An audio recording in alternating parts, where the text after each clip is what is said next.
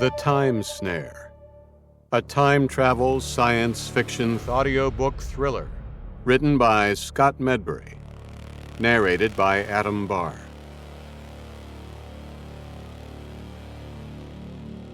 Chapter 1. The Gathering, 1684 A.D.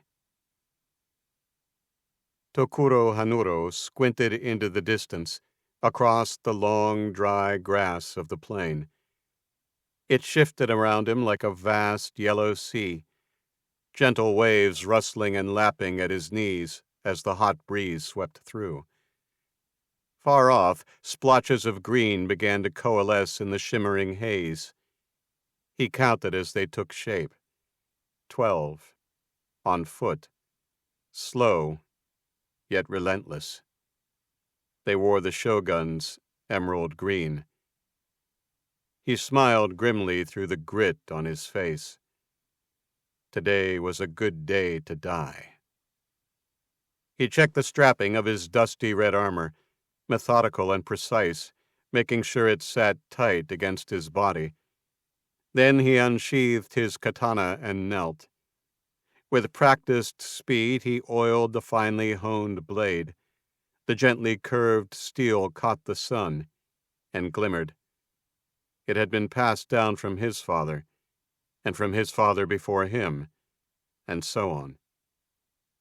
4 generations of samurai, wearing the blood red of House Matabi, had wielded this blade faithfully. Tokuro was at peace with the knowledge that he would be the last. He laid the katana reverently on the tinder dry grass before him and lowered himself to his knees. He touched his forehead to the blade and murmured a brief prayer to his ancestors, then rose in one smooth motion and sheathed it again. He wiped the sweat from his brow and strapped his lacquered helmet into place. The warriors drew closer. Now he could make out their faces. Tokuro had faced half as many before and prevailed, bloody and sore, but standing. He was confident he could cut down at least that number again before they sent him to the halls of the afterlife. As if reading his thoughts and eager to test him, the 12 samurai charged without warning. They came on like a green tide, relentless and full of menace. He waited. 2198 A.D. The air shimmered behind the transparent thermoplastic walls of the Time Snare's staging area. The legate watched the hazy, life-size holograph, filtered sunlight from 500 years past, casting his craggy face in a muted glow. He watched the red-armored warrior ready himself for battle on the dry grass plain, and felt a surge of adrenaline. At last, his dream was becoming reality.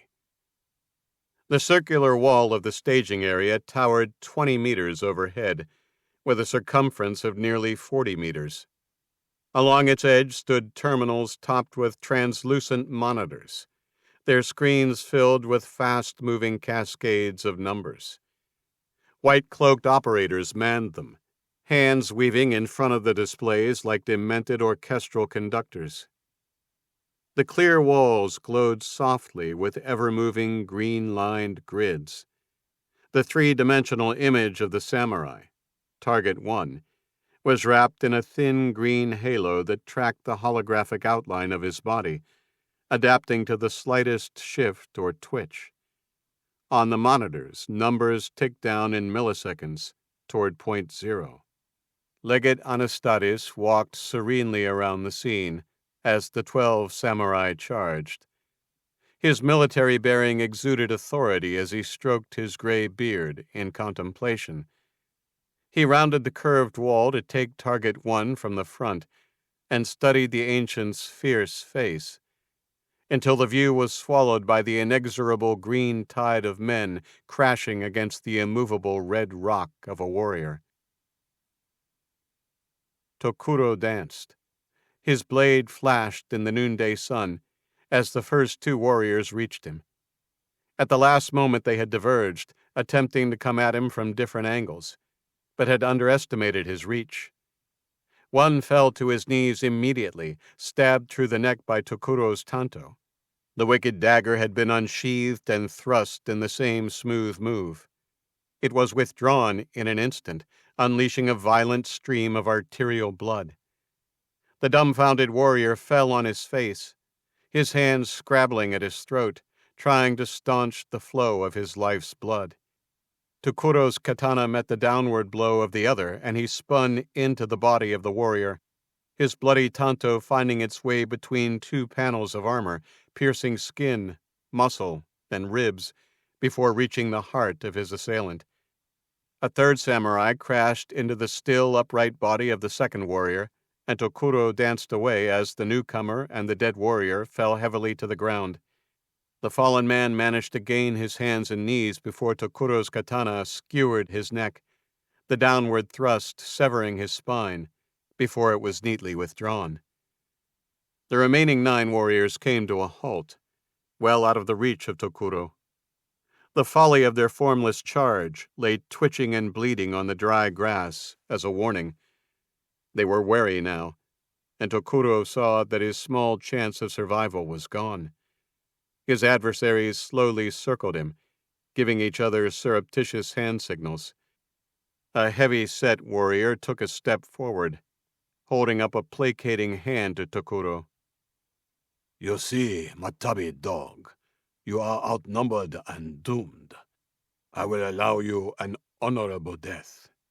Drop your weapons, and I will grant you release by seppuku. Fight on, and we will piss on your bones." In answer, Tokuro deftly launched his tanto at the leader. The big man squealed as the knife, never used for throwing, embedded itself in his left shoulder, and he fell onto his backside. The few moments this surprise attack brought him were used well. The red armored samurai moved quickly to his right, attacking the youngest-looking of his opponents.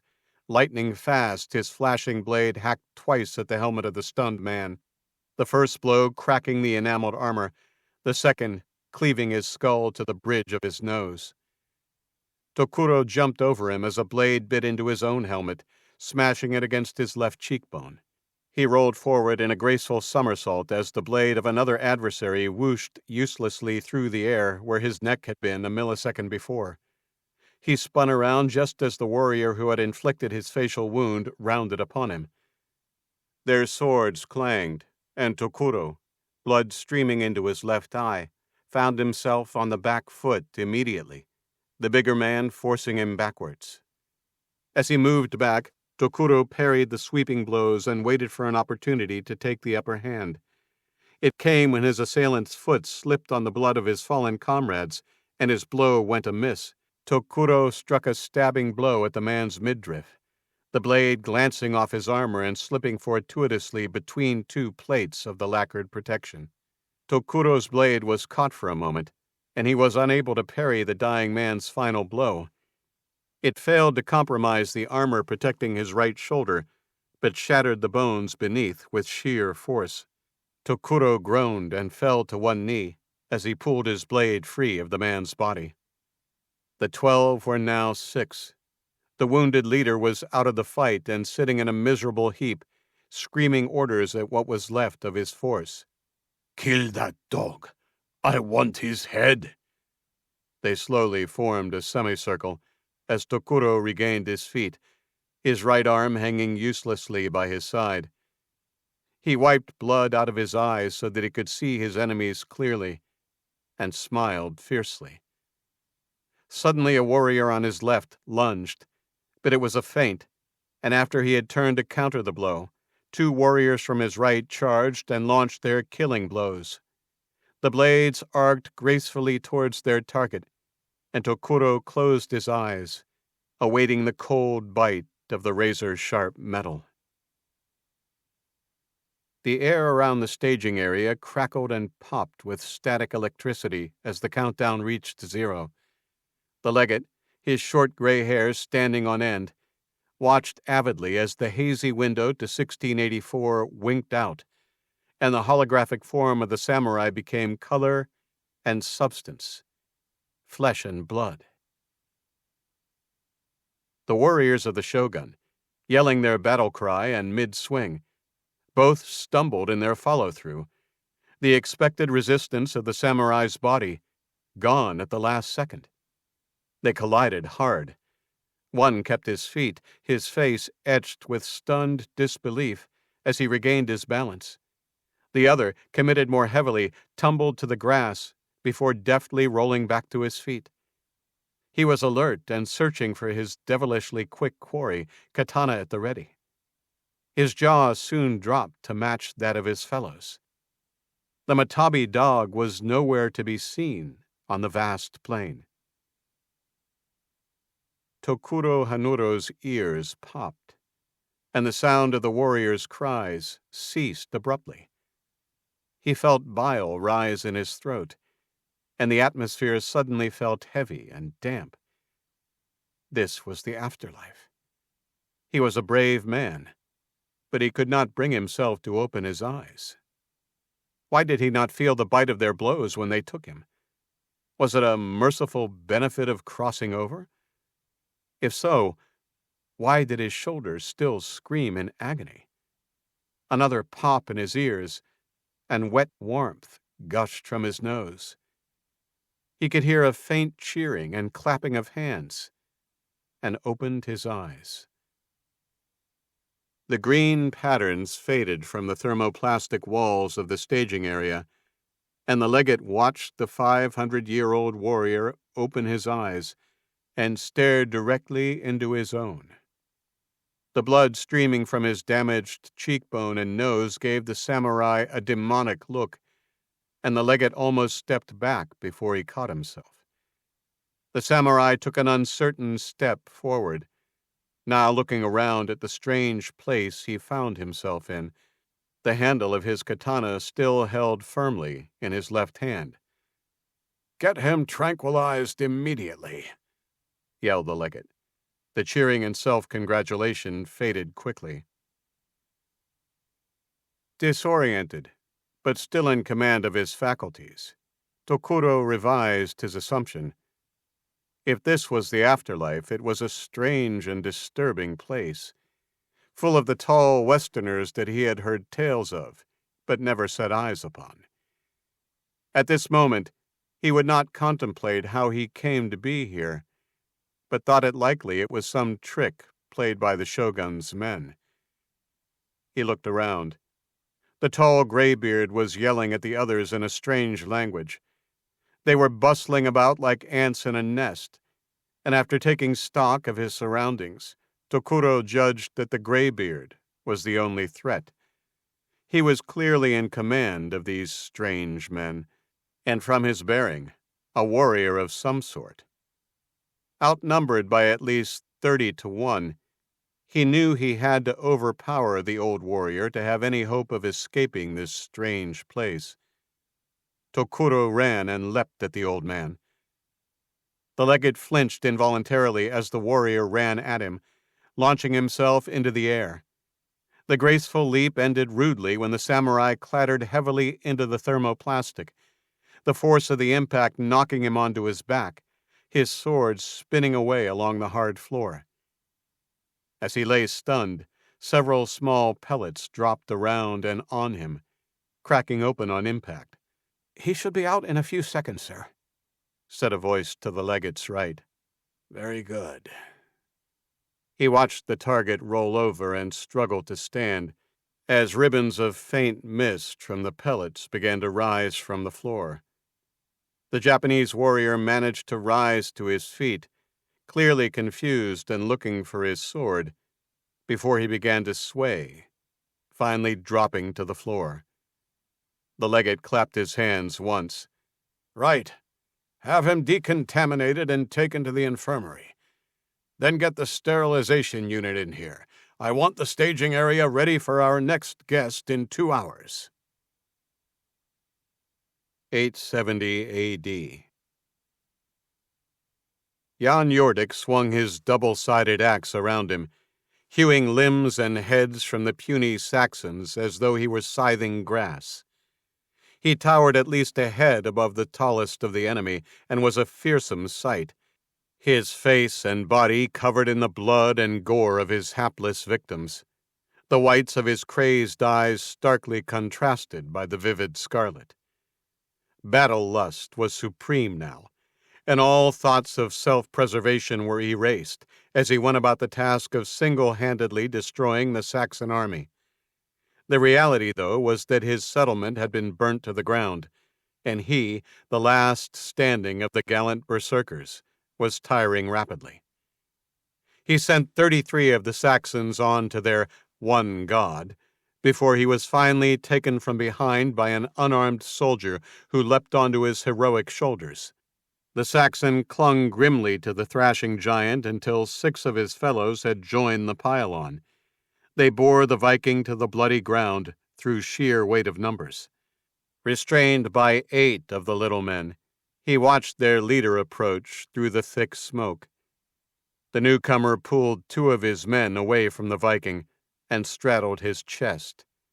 Jan heaved, attempting to throw them off, but to no avail. Grinning in triumph, the Saxon leader showed Jan the iron dirk in his hand, and muttering in his filthy tongue, he raised the weapon. The Norseman held his gaze, defiant until the end. The Saxon plunged his weapon into the ground. The English warrior squealed in surprise and rage as he fell to the ground, his men collapsing on top of him. He struggled to rise, pushing them away, and regained his feet, his face white with shock. The beastly Viking was nowhere to be seen. As the Viking's hologram solidified into flesh in the staging area, the roar of rage he'd begun more than 1,000 years before carried into the 22nd century.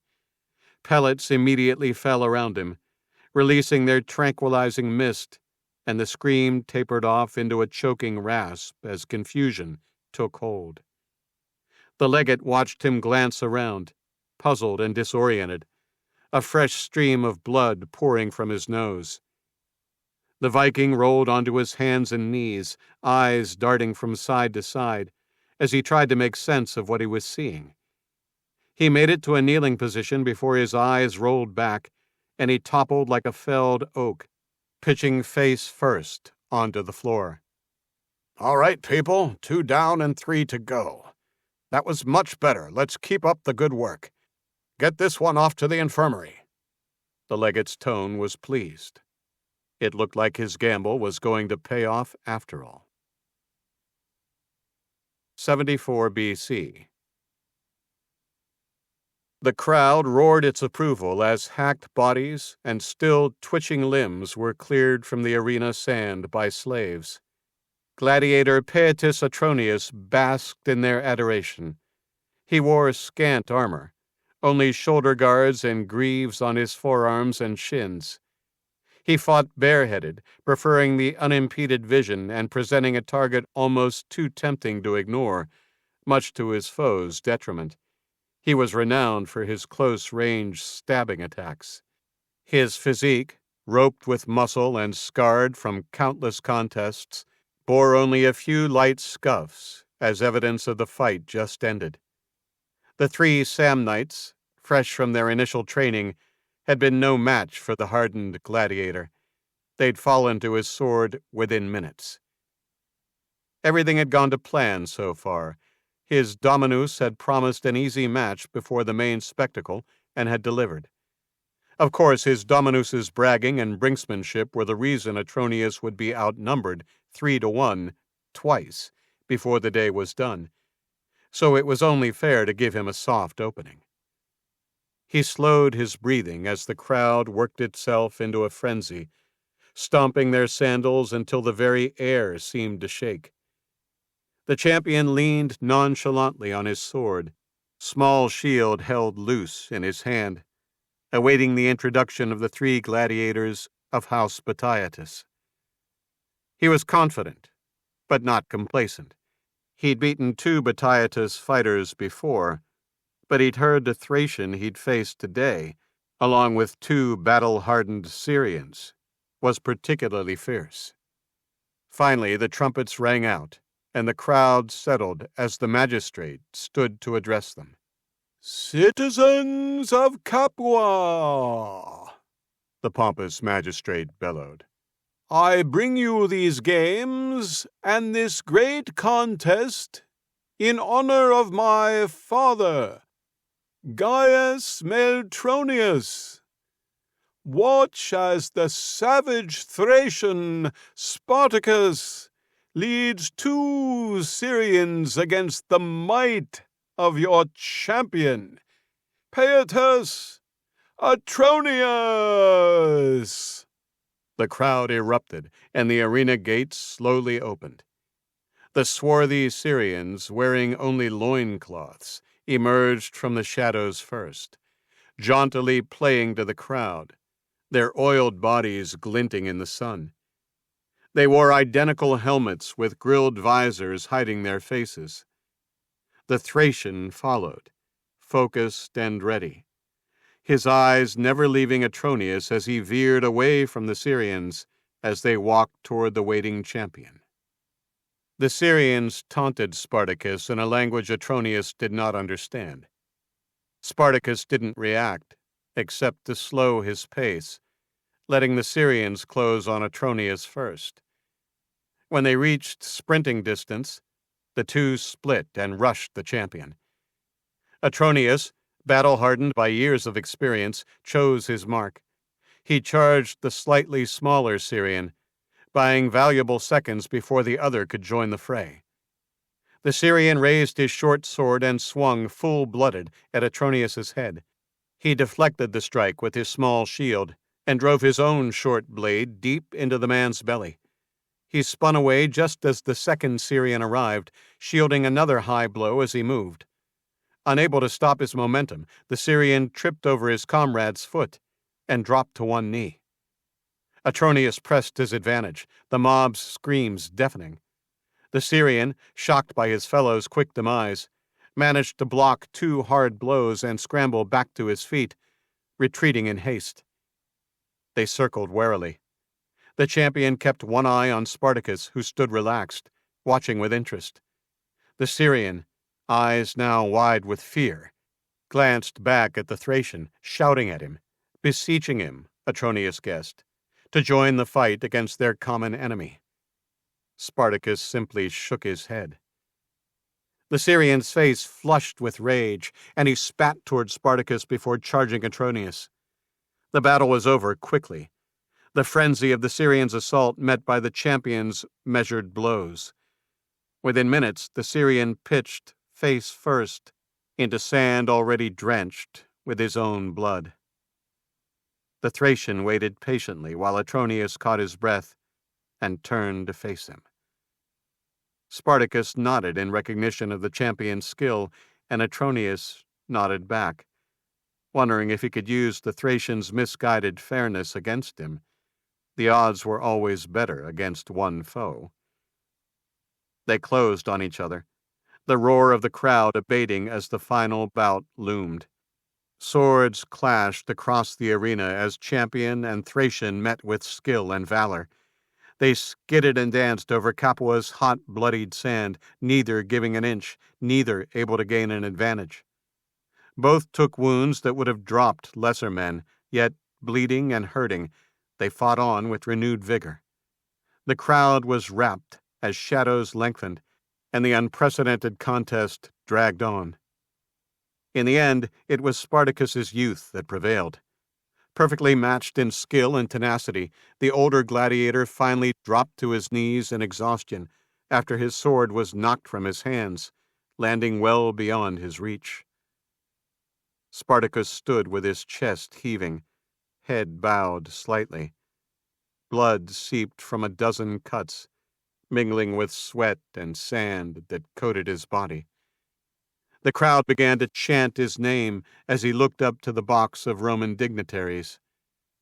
The sponsor of the games rose, and the crowd roared.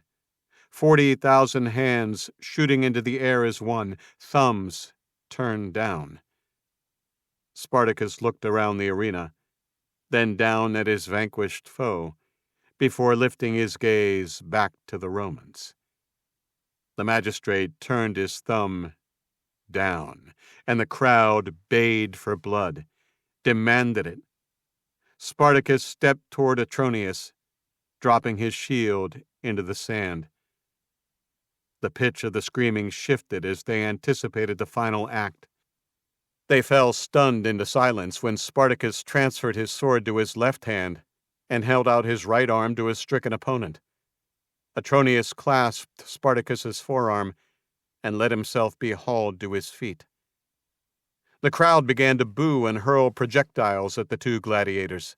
The magistrate, apoplectic even at a distance, screamed orders to the guards positioned around the arena. Soldiers rushed in, closing fast. Spartacus dropped his sword in a sign of submission. The armored swarm reached them, dust flying as both men were driven to the ground. The crowd went silent again, waiting to see how this exceptional turn of events would play out. Then the soldiers began to rise one by one, looking puzzled. One shrieked, staring in disbelief at the bleeding stumps where his hands had been just a second before. Blood sprayed his fellows as another tried to comfort him. When the dust finally settled, the remaining soldiers dragged Spartacus to his feet. To a man, they looked around in fear and confusion. The crowd began to whisper, a nervous murmur spreading through the stands. Atronius was nowhere to be seen. "Bah, you idiots! Get him sedated and clean up that mess!" screamed the legate. The gladiator, dazed and bleeding, had risen to his feet, looking around on the floor of the staging area. One of the severed hands of the Roman guard still gripped his upper arm. The other lay twitching on the floor of the staging area as the pellets rained down. "I want the equipment recalibrated and tested before our next translation." Legate Anastadis stormed out of the room as Target 3's eyes rolled into the back of his head, and he fell to the floor with a clatter. 1820 A.D. The grounds of the ambassador's residence were silent, but for the sound of running water and chirping crickets. Moonlight filtered through clouds, casting dappled shadows across the terracotta roof of the main residence. One shadow, slightly darker than those cast by the moon, moved slowly but inexorably toward an open skylight. The bodies of 8 sentries lay still and cooling at various points around the estate, courtesy of the figure now peering into the brightly lit bedchamber of the ambassador. Steely eyes hardened as they focused on the ambassador himself. The old man appeared to have fallen asleep at his desk, slumped in repose over the worn oak. Further scanning revealed that no one else was in the room. Too easy. For a moment, the assassin almost trusted the gut feeling that said so. But to turn back now after progressing so far would be dishonorable and unacceptable. Instinct to retreat was buried beneath hard resolve as the ninja leaned over the opening and dropped, head first, gracefully tumbling midair to land soundlessly in a crouching stance. Facing the ambassador, the ninja assessed the situation. The sleeping figure hadn't moved, and the black-garbed assassin crept swiftly toward the target, a thin blade sliding into a gloved hand. In an instant, the ninja was behind the ambassador, wrenching his head back by the hair, and in the same motion, drawing the keen edge through skin and cartilage. The body's stiffness confirmed the instinct had been right. It was a trap. The ninja rolled away as a crossbow bolt whistled past, flicking a shuriken in a single fluid motion. The bowman, emerging from a hidden alcove, dropped to his knees and pitched forward, clutching at the steel embedded in his throat. Ever moving, the ninja became a whirling blur to the guards who burst through the chamber entrance. 3 fell at once, victims of deadly accurate throws. Then the ninja stopped, standing uncannily still at the center of the room. The remaining 9 spread out, circling warily, closing in, inch by inch. Without warning, 2 more warriors dropped, their facial bones shattered by nunchucks wielded with near preternatural speed. The weapon hummed ominously as it spun in the assassin's hands. The figure abruptly went still again, and the 7 still standing watched the hand gripping the motionless weapon. In one impossibly fast movement, the ninja hurled it at the nearest guard and drew a sword. The target ducked the missile with graceful ease and was still straightening, smiling in triumph, when the blade swept the head from the shoulders. The remaining 6 attacked before the companion's headless body hit the floor, and a short, bloody fight followed. The room rang with the music of clashing steel as every stroke was parried and slipped. One by one the guards fell, their skills no match against a ghost-like opponent. The last man standing, a tall, graying warrior, parried and blocked strikes with skill, but the sheer weight of lightning-quick blows drove him back toward the decoy's body. He dropped to one knee, and a particularly savage strike knocked the sword from his hands, sending it clattering across the polished floor. He bowed his head and waited for the final cut. The ninja, breathing hard, raised the blade, then heard an ominous click behind. It could only be the fallen bowman. Fate was indeed a temperamental mistress. With a slow, steady exhale, the ninja's head bowed, accepting death with quiet grace.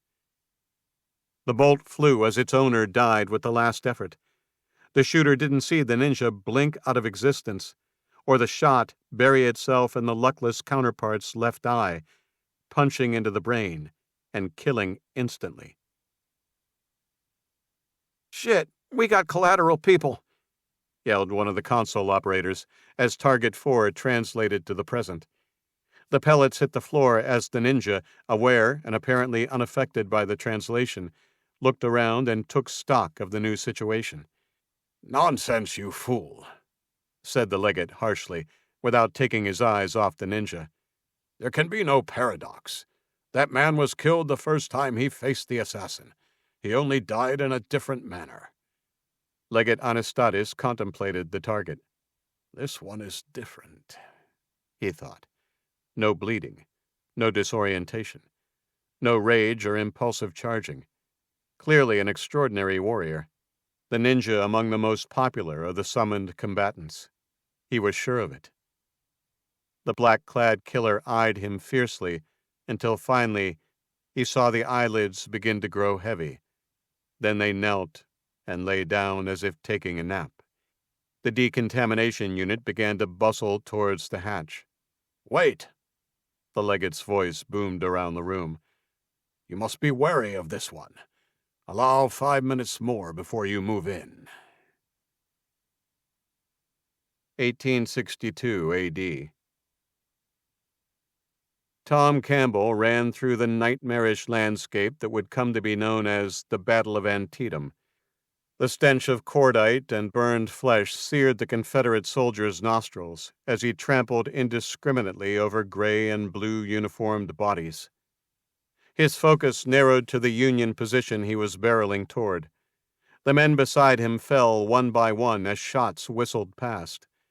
The crack of gunfire barely registered now as he loped on, single-minded, bayonet leveled before him like an extension of his own arm. At last, after what felt like an eternity, he reached the line. With a rebel yell, he vaulted the low stone wall into a nest of blue uniforms. He fired his Mississippi rifle once, then began to stab and slash with the sword bayonet. A point-blank rifle shot tore into his arm, but he barely felt it. 6 of the Northerners fell to the hard-drinking, hard-fighting Atlantan before the hard, cold steel of a pistol pressed to his cheek finally brought him to a halt. A voice as hard and cold as the metal of the barrel grated in his ear. "Say your prayers, you rebel dog." Then, nothing. The countdown hit 0, and the Confederate soldier's body began to materialize behind the thermoplastic. The legate exhaled in relief, then snatched a shocked breath. The soldier, looking straight at him, opened his mouth in a silent scream and began to disintegrate before his eyes. His skin seemed to melt away. Then his musculature sloughed from the bone as the body collapsed to the floor. Innards and viscera spread in an ever-widening pool around the skeleton.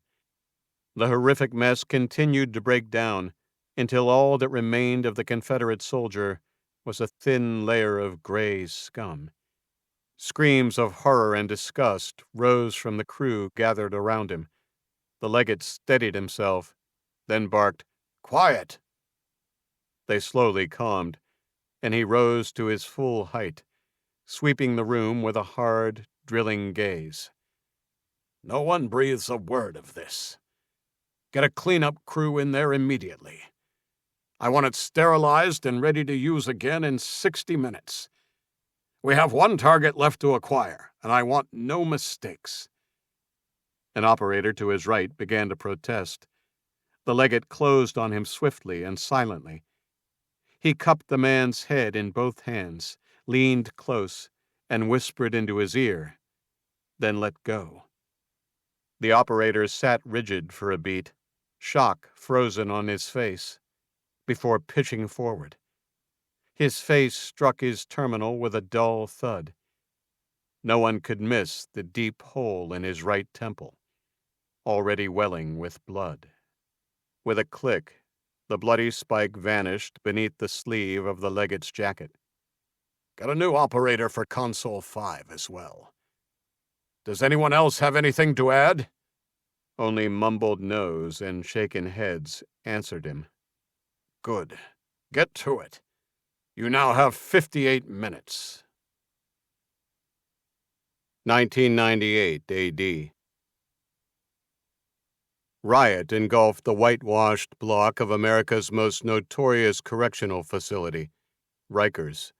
The only pocket of calm in the seething mass of prisoners was around the riot's leader and instigator, Vincent Ronald McLeish. He towered over those around him, naked from the waist up, wearing only prison-issued trousers and shoes. His gym-built torso and arms were slick with sweat, covered in tattoos. His shaved head gleamed under the fluorescent lights as he barked orders at his gang. They obeyed the convicted killer without question or complaint, a lesson learned well after 4 brutal, unpunished prison murders. McLeish was a psychopath in the truest sense of the word. He killed without compunction or remorse. In fact, it was one of the few things in life he enjoyed. His fists and feet were lethal, driven by a mind that had plumbed the depths of depravity. Wearing only 2 handmade knuckle dusters, McLeish pulled his lieutenants into a quiet corner of the mess hall. He spoke to them in a low voice, and the 3 followed him through a door into the hallway. After a short walk, they reached another door guarded by one of his men. The guard stepped aside. McLeish opened it and entered a storage room, his men filing in behind him. "Boys, welcome to fight night," he said jovially. The storage room had become a prison within a prison. 2 guards sat on the floor against the shelving, tied and gagged, eyes wide over the cloth. McLeish took in their fear with a satisfied smile and gestured to his larger lieutenant, Smith. "Untie them." Smith moved at once, crouching beside the first guard and working at the knots around his wrists. "Stay seated and calm, gentlemen, and nobody gets hurt," McLeish said, then gave a low laugh. "Well, I lie. Somebody will get hurt. But I'll make it fair. A tiny chance. If you can take me in a fight, you walk out. If you can't..." He let the sentence hang. He turned to his men. "You 2, Out. Lock it. Don't open this door until I call you." Smith and Manson filed out without a word. Manson hesitated just long enough to meet the older officer's gaze. Something like pity flickered in his eyes and was gone just as quickly. The door shut. The bolt slid home. McLeish faced the guards again, smiling, as if this were sport. "On your feet." The older one, King, thick through the shoulders, strength gone soft around the middle, rose slowly and lifted his hands, palms out, to placate the prisoner. McLeish didn't even pretend to consider it. He surged forward and drove into King's soft belly with brutal force, slamming him back into the bricks. King's breath left him in a harsh, involuntary sound. Andrews, the younger guard, scrambled upright and glanced around for anything he could use as a weapon. McLeish was on him in a heartbeat. Too fast, too practiced. Andrews staggered from the hit, dazed, and went down hard. McLeish hauled him up by the collar and sent him crashing into the steel shelving. Cans and cleaning bottles clattered to the floor. Andrews slid down among the mess and didn't get back up.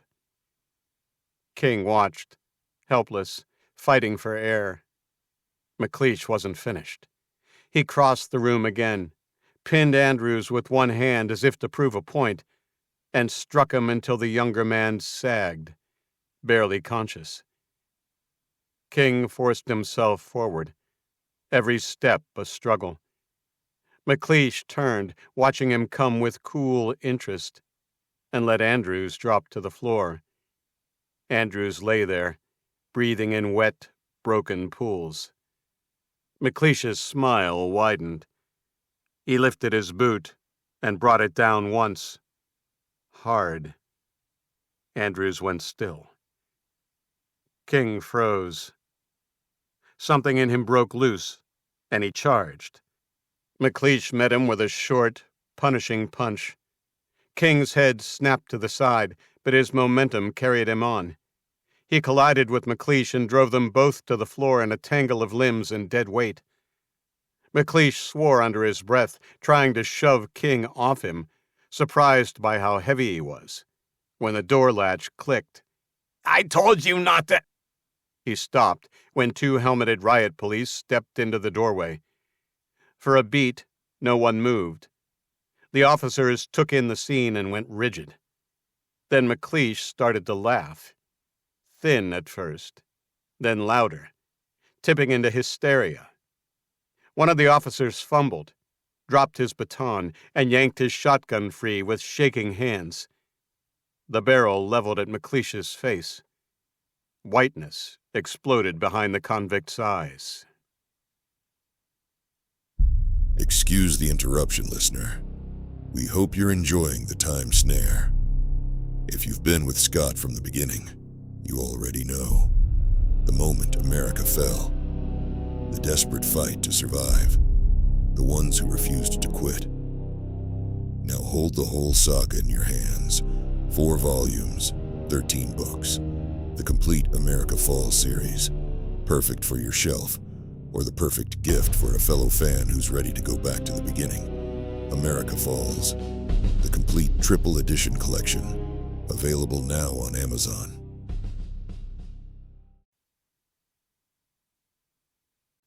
Chapter 2. The Council. 2198 AD. Legate Anastadis entered the council chamber. To all appearances, he was as controlled and composed as ever, but his palms were clammy and his heartbeat quick. The other 39 counselors were already seated, and the buzz of their conversation eased as he moved toward his raised seat to the right of the triumvirate's dais. He was barely seated when the chairman of the council leaned forward and rapped his gavel against the sounding block on the lectern before him. The chairman's position sat the same distance from the triumvirate's dais, but to the left, a placement that made his lesser office plain. The legate let the enmity in the chairman's stare wash over him, and answered with a neutral nod. The councilors hushed. The chairman's deep voice boomed through his microphone. Representatives of the citizens of the Tri-States of America, please stand for the 16th Triumvirate. As one, the chamber rose while the anthem played. The large doors behind the triumvirate's dais opened in silence, and the 3 triumvirs emerged in a line, each wearing a theatrically stern expression to match the formality of their long black robes and starched white collars. All 3 were of a similar vintage to the legate, the leadership of the Tri-States of America, last vestige of what had once been the United States. They took their places on the dais and sat in their assigned chairs. Once they'd settled, the rest of the chamber followed suit. Each triumvir glanced at a display tablet. Then Triumvir Johnson, seated between his counterparts, set his tablet down and peered over his eyeglasses at the assembly. Impossibly, each counselor felt that the triumvir's stare had found him personally. Many felt a flicker of relief when Johnson's gaze shifted to the legate. His time-worn visage gave nothing away, but good humor sparkled in his eyes. Well, Legate Anastadis, thank you for gracing us with your presence. How do preparations for the spectacle go? The legate stood and bowed slightly. Your Grace, he said, voice strong, then straightened to his full height. Preparations go well. The warriors approved by the council for participation in the contest have been translated successfully to the present, from the instant of their original deaths. They are currently in induced comas for recuperation and tech enhancement. There was one unfortunate casualty. Candidate 5 translated intact, but disintegrated after a few seconds. We have a forensics team investigating. Triumvir Haddock, a portly man with a permanent scowl, cast a withering look at the legate. And yet you proceeded to translate Candidate 6 without seeking the cause, risking the very fabric of time? I took a calculated risk, Your Grace. The successful translation of the previous 4 candidates suggested it was a one-off glitch. The risk of losing another candidate was minor compared to failing to launch the contest as advertised. You know the mob as well as I do. This people's contest must proceed without a hitch if we mean to keep them civilized.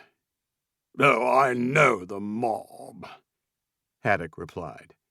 The contest could have gone ahead with our own gladiators and 4 candidates.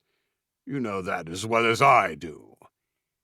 Indeed, the legate said pleasantly, the anger in his eyes belying his tone. But it's moot. The last translation was successful, and it's a good thing, too. The convict is already proving the second biggest draw behind our own champion. You know how they love a villain. Best not to rile the crowd, especially with the promises we've made and the incredible funds we've poured into this exercise. He turned to the council and swept an arm in a wide circle. Who would have thought it possible even 10 years ago? He boomed. 5 warriors from our distant past, brought to the present to feed the violent hunger of our oppressed masses. You can argue all you want that it's inhumane. But is it any more inhumane than allowing our great nation to fall into anarchy and rebellion? A grand speech, Legate Anastadis, drawled Triumvir Johnson. But perhaps a trifle over the top. How do we top this year's contest, I wonder? What will keep the mob at bay next year? If this year is the success I expect, we will do the same again. I already have a team scoping candidates that will make this year's look second-rate." "Very well, you are the legate, and the contest is your baby," said the third triumvir, Mansfield of Virginia. "But let it be noted that imitating bloody Rome is not what our founding fathers envisioned when they brought the 3 surviving states together 180 years ago. How are we any better than the savage tribes that roam the North American waste, or the anti-tech Canadians in their self-imposed quarantine? We haven't learned the lessons of the history that left Virginia and the Carolinas as the only states able to pull themselves off the ground and forge something from the fires and mayhem of the Great Disaster. And here we are, full circle, power and money in the hands of a few, and the disenfranchised once again threatening to bring it all down." Murmurs of agreement moved around the chamber, but louder still were the whispered insults and laughs. Mansfield leaned back, his face tired. "Thank you for your input, Your Grace," Legate Anastadis said. "Regardless, the people's contest will proceed, and this advancement will make it more successful than ever. The latest polling suggests over 97% of the population will be watching from home, and we expect a capacity crowd of 120,000 in Liberty Arena. It hasn't been filled since 2173. He bowed again and resumed his seat. "Very good," Johnson said. "We look forward to seeing these 5 in the arena. Keep the chairman up to date with any developments." As if on an unspoken cue, the 3 triumvirs stood and exited the way they had come. The legate didn't linger, brushing off well-wishers and enemies alike as he left the chamber. He had work to do. Chapter 3. Awakening. The 5 warriors lay in induced comas for 5 days, while their bodies healed, nourished by the physicians charged with their care. Physicians weren't the only technicians at work. Nanotechnology had been one of the great scientific leaps beginning in the 2020s, a gift of the robotics revolution. Machines small enough to live in the bloodstream, and clever enough to change a body and mind from the inside, and nano-engineers worked alongside the medical staff.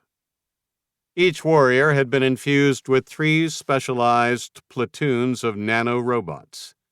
One, an especially sophisticated strain, nested in the brain's language center, enabling comprehension and speech in modern English. Another clustered in the brain as a compliance leash, capable of igniting crippling neuropathic pain at a signal. The third settled in the pituitary gland, its task to flood the body with endorphins on command. Instant, obedient pleasure. The legate stood outside the quarantine ward's windows, looking in at the combatants.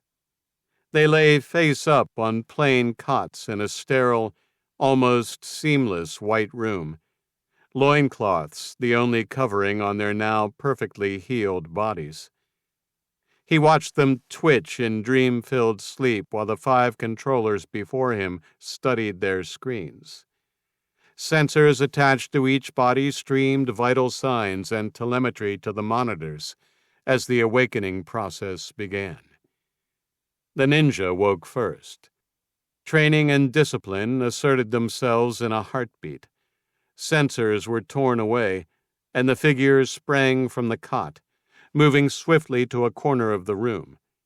A turn, quiet, economical, and the assassin faced the others, poised in a fighting stance. Tokuro Hanuro sat up.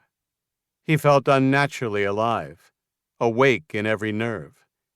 He ran his hands over his body and face, astonished to find no wounds, not even a scar to mark his battle with the shogun's men. He took in the room. This certainly was not the afterlife he had imagined. No afterlife at all.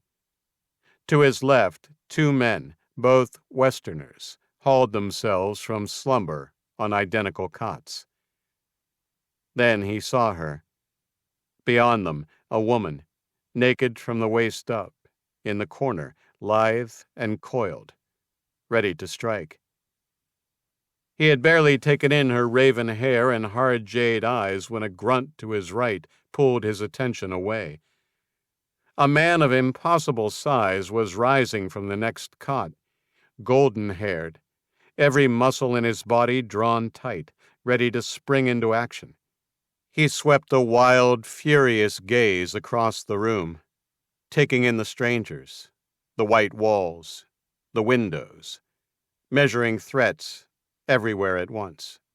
The other Westerners, one a swarthy, battle-scarred man, pushed himself upright with wary control, and the other Westerner, broader still, bald, his skin crowded with dark, inked pictures, was now on his feet, slowly turning in place as he tried to make sense of where he was.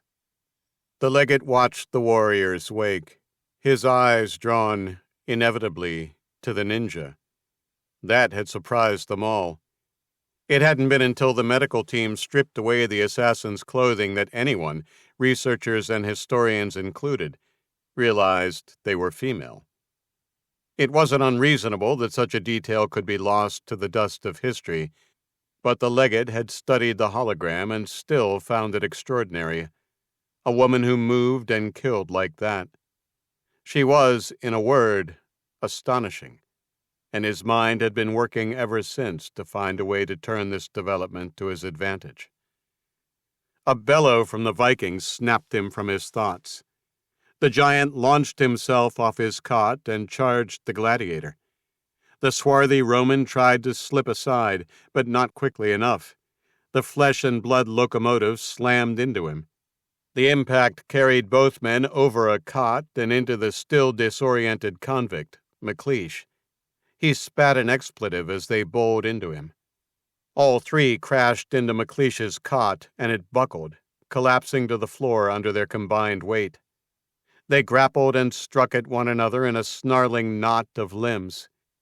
The legate glanced at the controllers assigned to the troublemakers and watched their hands flick across the consoles. He smiled as the three men went rigid, then dropped into agony, clutching their heads as if trying to keep them from bursting. Another gesture, another command, and the writhing stopped as quickly as it had begun. Each man sucked in air, relief washing over him as the nanorobots clustered near the pituitary gland released endorphins into their systems. The gladiator and the convict began to rise, cautious and shaken, but the Viking surged again and lashed out at the Roman. Pain took him mid-motion. He dropped back, thrashing, immobilized by the blinding cranial fire the nanorobots could ignite at will. "Longer this time," the legate said quietly. "Let him learn it. Then release the endorphins." Jan Yordik's controller obeyed, leaving the giant in agony for a full 30 seconds while the others watched, wide-eyed. When the pain finally ebbed and warmth flooded through him, the Viking pushed up to his elbows, confused, almost placid. The other two men edged away from him. McLeish, the only one who understood what the mirrored panels really were, fixed them with a hard stare, as if sheer will might let him see through the one-way glass and catch whoever was watching from the other side. The ninja and the samurai watched in silence, calm in the storm of unease and fury around them. Tokuro, for his part, was confused. He had seen all three of the big Westerners felled by some strange malaise, and he racked his brain for a way out of the box-like room they now found themselves in. The woman hadn't moved, but she watched the room with quiet attention. Tokuro edged toward the front corner, putting distance between himself and her, and the three Westerners. As he reached the corner, the shining wall at the front of the room, glass that had reflected them like a polished brass mirror, suddenly cleared, and Tokuro took an instinctive step back. Beyond it stood the gray-bearded leader he had seen when this strangeness began. The others turned as one, faces open with surprise, some gaping, all except the painted man.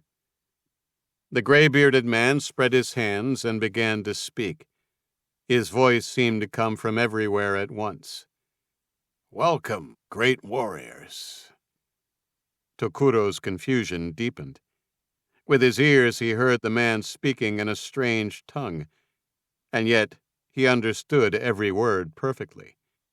"What the hell is this?" the painted man shouted, stalking up to the glass as if he meant to break through it. "You are here as the guests of the Great Council of the Tri-States of America," the old man continued, as though he hadn't heard him. "I am Legate Anastadis, and you have been granted a second chance at life in return for participating in the 75th Annual People's Contest. Each of you has been brought here from the exact instant of your death, to the year 2198 on the continent of North America, a place and time none of you have ever dreamed of." Tokuro took in the man's words and felt outrage rise hot in his chest. He had been denied the halls of the afterlife for a contest, hauled into this strange, shining world at a Westerner's whim. He listened as Anastadis continued, indignation hardening with every sentence. "If you choose to compete in glorious combat, you will face each other and our finest gladiator in a fight to the death," the old man said. "For the winner, a prize, life, and as the people's champion, riches beyond your wildest dreams. For the loser is an honorable death on the field, a death that has, in essence, already taken place." He let his gaze move from one to the next, measuring them. "Or," Anastadis went on, his tone almost conversational, "you may refuse." He let the words settle, as if refusal were a real option. "In that case, you will be executed immediately, and your body will be cremated." A small pause, just long enough for the meaning to sink in. "No burial, no rites, no story. You will simply end." His gaze moved across them, one face at a time, patient and pitiless. "So, is there anyone here who wishes to be executed now?" Silence. Tokuro saw the men look away, then back again, measuring the room, measuring each other, searching for an escape that wasn't there. Only the woman remained motionless, her expression unreadable. At last, Anastadis inclined his head as if satisfied. "Questions?" "So let me get this straight," McLeish said. "You expect me to believe we're in the future? You think I'm a fucking idiot? Who are you? And what is this?" His voice rose, sharp with panic and anger. "I want a lawyer." Tokuro watched the gray-bearded leader as the loud, painted man raged at him. He saw the man's mouth tighten, the flash of anger in his eyes. The leader spoke a single word. McLeish's shouting broke into a scream. He crashed to the floor, twisting and thrashing as if something inside his skull were tearing him apart. After a few seconds, the convulsions ebbed. He lay still, curled around his own head, dragging in ragged breaths. Yes, I believe you are a fucking idiot. Vincent Ronald McLeish, prisoner 4381, born 17th January 1968, died 22nd September 1998. This is your future. He paused, sweeping his gaze over all of them. A second chance for you all. Another pause, less theatrical now, more final. I'll give you 1 hour, he said. 1 hour to decide whether you prefer termination. The contest begins in 12. I suggest you eat, then either rest or train. Without waiting for an answer, he turned and walked away. The panels shimmered back to mirror. Tokuro turned from them and returned to his cot. He climbed onto it and sat cross-legged, sinking into thought. As impossible as the situation sounded, it rang true. His choices were to perform like a trained animal or be executed. Death at the hands of these future barbarians was unthinkable. It would bring shame upon his house. He would bide his time and watch what unfolded before choosing his course. Decision made, Tokuro studied the others. The painted man, calm now, subdued, sat on the floor with his back to the wall beneath the mirrored panels. His eyes had found the bare-chested woman in the corner and were heavy-lidded and hungry. She had not moved an inch. She stood as still as a mantis poised over prey, returning his stare without blinking, those fierce green eyes drilling into him, until at last he looked away. Hard-ass bitch, he muttered. Tokuro smiled inwardly at the exchange before turning his attention to the blonde giant. The big man paced between the bunks, lost in thought, as if grappling with an impossible riddle. Each time he surfaced, he threw a hard, angry look at his fellow captives. The swarthy, scarred man stood in a front corner practicing what appeared to be drills, thrusting at and blocking blows from an invisible opponent. To the samurai, the movements were raw and basic, but not careless, certainly competent enough to take seriously. After a few minutes, Tokuro's attention was once again caught by the big, painted Westerner. He assessed him as he got back to his feet, noting he was only a head shorter than the blonde giant and moved like a big cat. The samurai's eyes followed him as he gave the practicing warrior a wide berth and rounded the cots heading to the back corner, where the woman stood. Tokuro slid silently off his cot and turned to watch, ready to intervene if necessary. The gladiator ceased his drills, and both he and the Viking turned to watch this new development. Unmoving, the woman kept her gaze fixed on the man approaching her. Only Tokuro caught the slight tightening of muscle along her lean frame. The painted man stopped short of the woman and planted a big paw on the wall to brace himself, and looked down at her with a smirk. She came no higher than his chest, small, almost vulnerable in the shadow of his bulk, but her gaze didn't waver. "Well, aren't you the little hottie?" he said, his eyes moving to her chest. "You know, you are the first chick I've seen in the flesh for 11 years. I'm sure you wouldn't mind if I had a little feel, would you?" Tokuro watched the Westerner reach out. In a blur of movement, she swatted his hand away before spinning elegantly, her foot striking upwards. The almost impossibly fast kick caught him under the chin, and his head snapped back, sending him hard onto his backside, where he sat stunned and blinking, as if he couldn't quite believe what had just happened. Behind the samurai, the Viking boomed with laughter at the sight of the tiny woman dropping the painted man. Tokuro took a few measured steps toward them, ready to intervene if she pressed the advantage. It wasn't the harm she might do the rude Westerner that concerned him. It was the invisible weapon that might be turned on her. Her eyes flicked to him while never fully abandoning the downed man. When Tokuro lifted his hands, open-palmed in a gesture of peace, her posture eased. She backed away, returning to her corner with the same quiet control.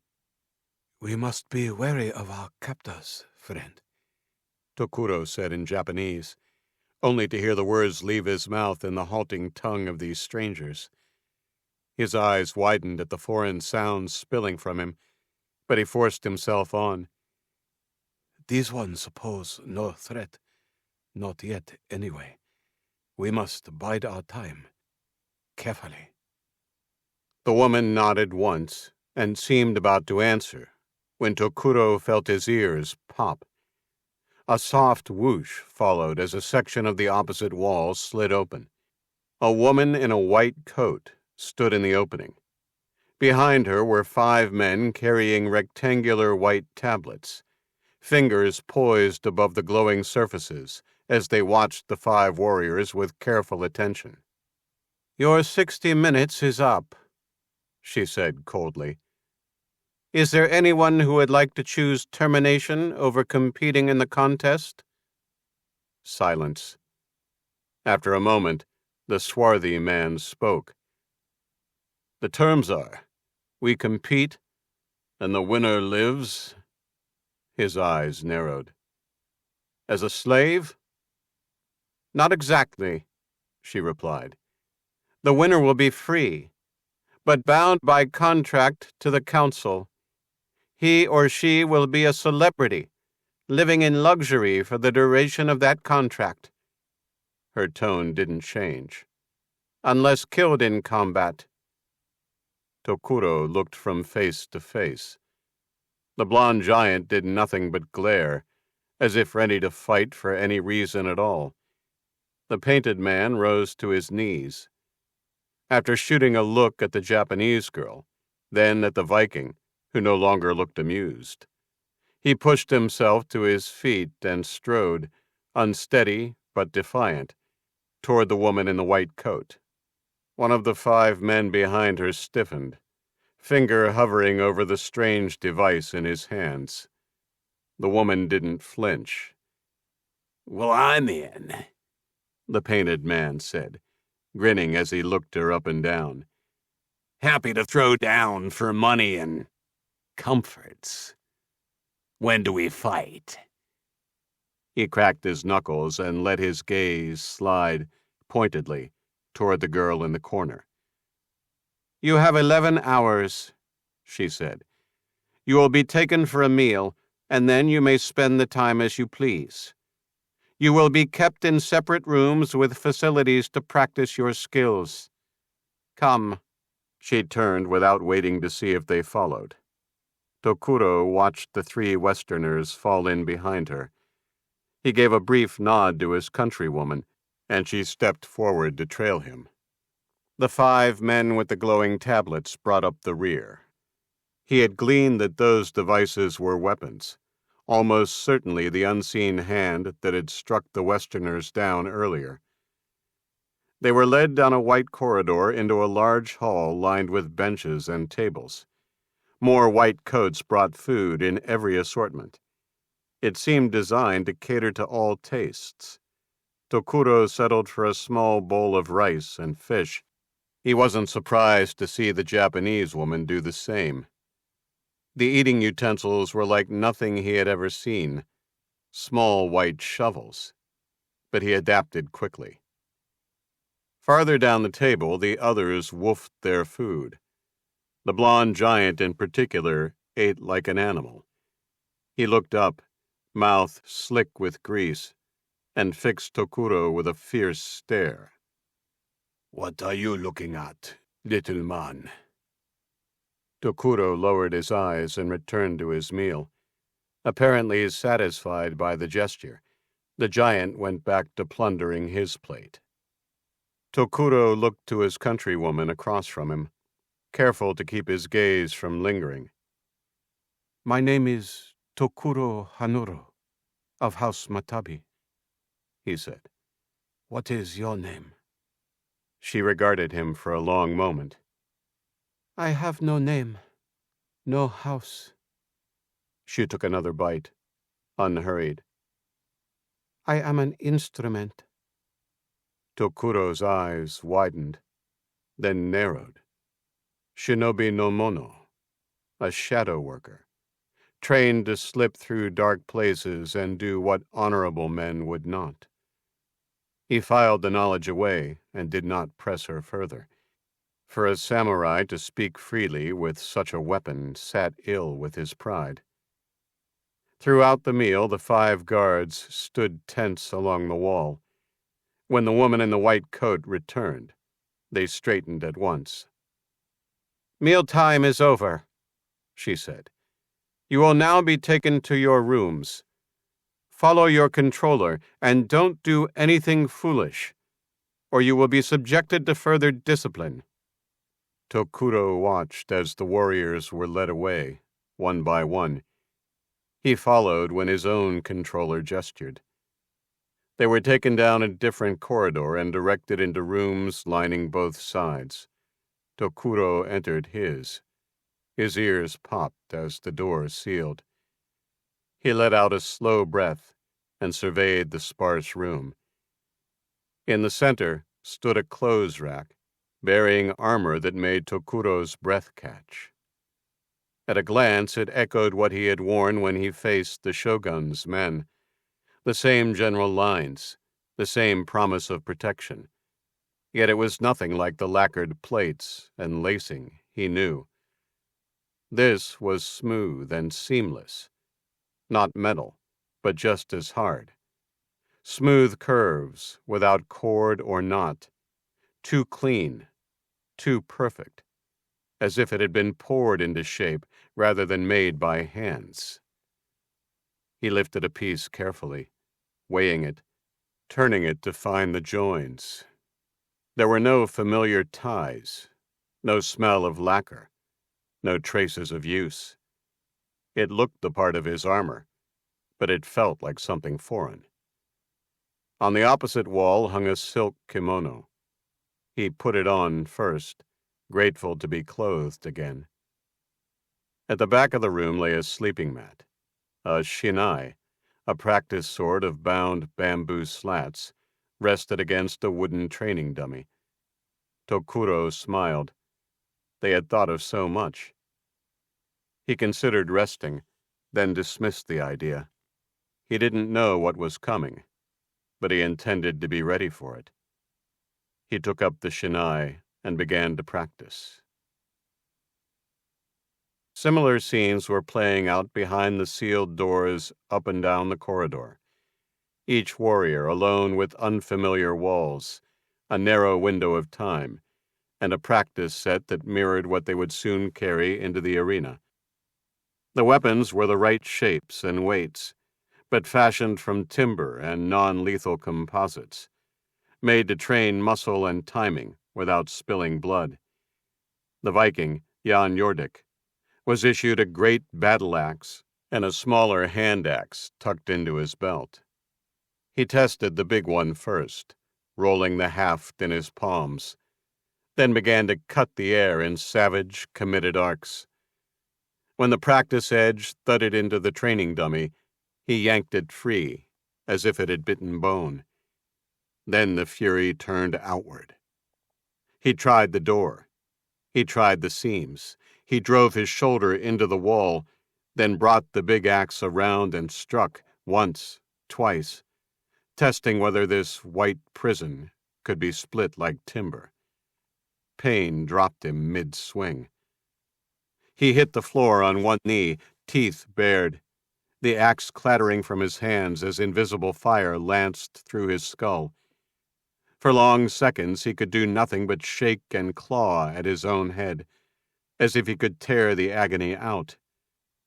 When it finally eased, warmth followed, chemical and wrong, softening his limbs, blurring the edge of his rage.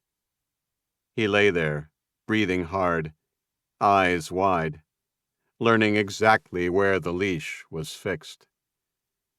In another room, the gladiator, Pietus Atronius, received a short sword and a shield. He slid his arm through the shield's straps until it sat like part of him, then went to work, advancing behind it, striking out from cover, recovering to guard, again and again, until the rhythm steadied his breathing and narrowed his world to distance, angles, and openings. Elsewhere, the convict, Vincent Ronald McLeish, had been given a katana and a pair of nunchucks hanging from his belt. He tested the sword with quick, impatient cuts, then let the nunchucks spin and snap in short, aggressive patterns that kept his hands moving and his opponent's space uncertain. It wasn't pretty, but it was fast, and it had the dangerous feel of a man who'd learned to fight in cramped places with whatever he could keep in his grasp. In the quietest room, the shinobi, nameless, houseless, had been issued a practice katana as well. The dark clothing provided to her was already in place, close-fitting and soundless, though in the solitude of the room she wore no head covering. The composite blade whispered through the empty air, draw, step, cut, stop. Each motion was precise and controlled, ending exactly where it was meant to end. Then stillness again. The coordinator entered the control room without announcing herself. It was a dim, chilled space compared to the corridors outside, banks of consoles, the low murmur of cooling fans, and a wall of screens showing 5 sparse white rooms from 5 different angles. Each feed carried its own rhythm, Tokuro's measured practice, Pietus's disciplined repetitions, McLeish's restless prowling, the shinobi's precise, economical bursts of motion, and in Jan Yordik's room, a broad-shouldered figure pacing like a storm contained. The handlers barely glanced up as she crossed behind them. They had the look of people used to watching violence through glass, faces slack with concentration, fingers hovering over their tablets and touch panels. She paused behind the Viking's handler. "You used pain on Candidate 3?" she asked him, tapping the monitor where the sharp spike flared in his vitals history. "Yes, ma'am, he tested the room," he said. "Door, seams. Then he swung the axe at the wall." "And after?" she asked. "He's been behaving since," the handler replied. "Pacing, lying down. No more attempts at escape." He hesitated, then added, "Still angry." "I think he came into the world angry," the coordinator murmured. She watched the feed a moment longer. The Viking's pacing had slowed. The edge was still there, but the storm was settling for the night. Good. Rest mattered. She had 1,000 credits riding on his big ass to be the last man standing before the champion took him down. She turned her attention to the other feeds in a quick sweep, satisfied the sedation and conditioning were holding.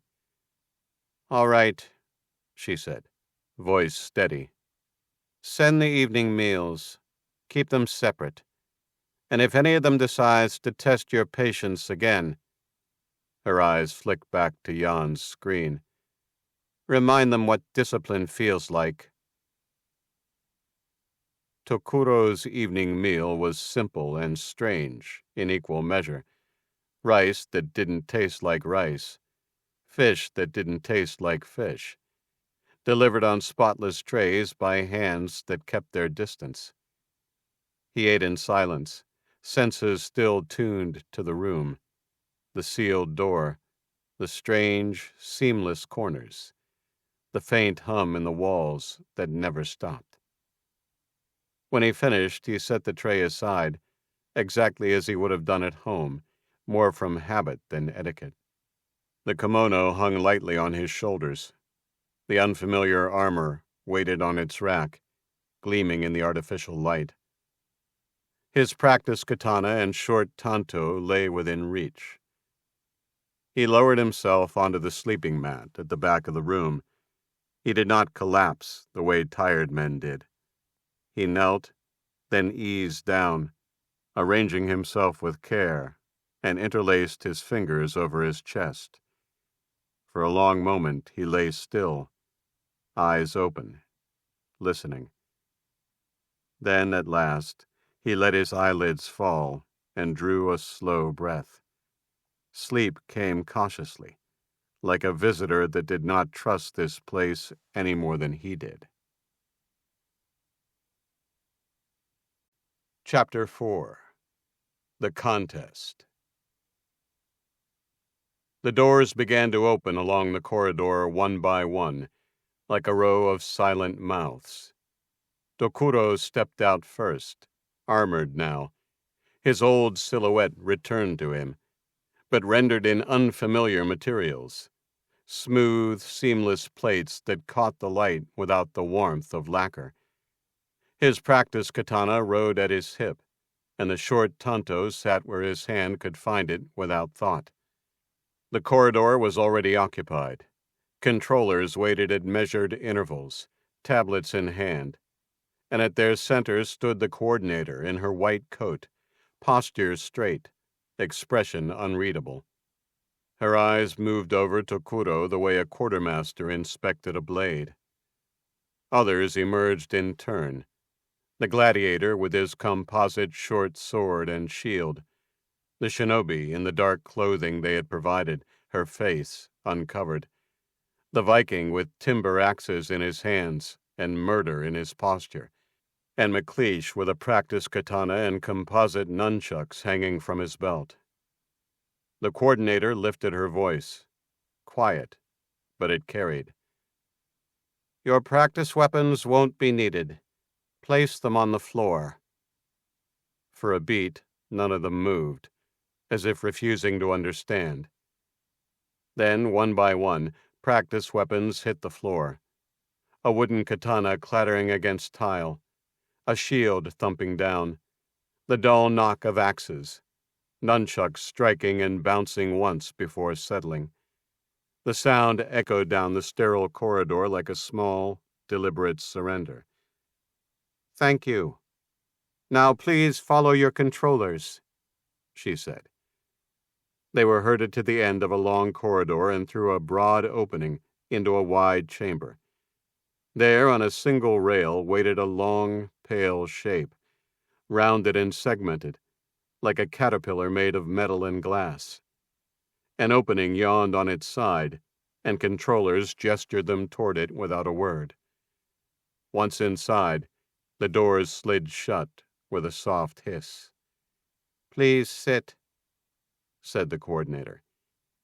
A few seconds later, not with a lurch or the pull of an animal, but with a sudden, smooth glide, the machine moved off. The four ancients gasped, and their hands shot out to steady themselves, fingers tightening on rails and straps, knuckles whitening as the steel-ribbed tunnel whizzed by the glass windows. McLeish let out a short, humorless laugh. Yeah, he said, shaking his head. Welcome to the future. With a soft pop in Tokuro's ears, the cars slid out of the tunnel into open air. He tensed, bracing for the plunge, then understood that the rail was still beneath them, carrying them above the vast city below. Towers like man-made mountains climbed into the gray sky, sheer faces of glass and steel, their surfaces flashing as they passed.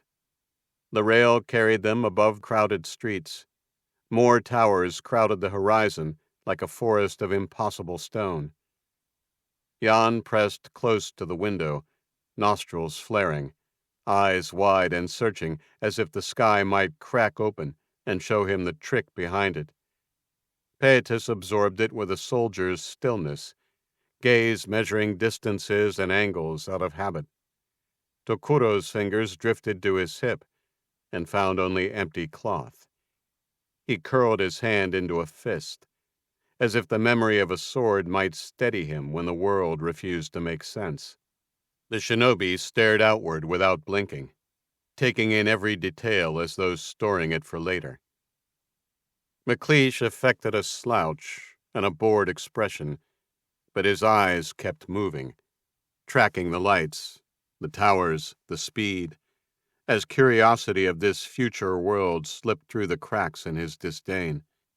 After 8 minutes, the arena appeared to their east, and the rail arced toward it in a long, sweeping curve.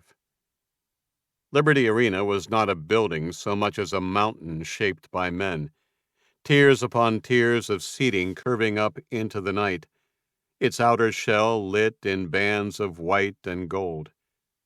The rail carried them closer in a broad, descending sweep.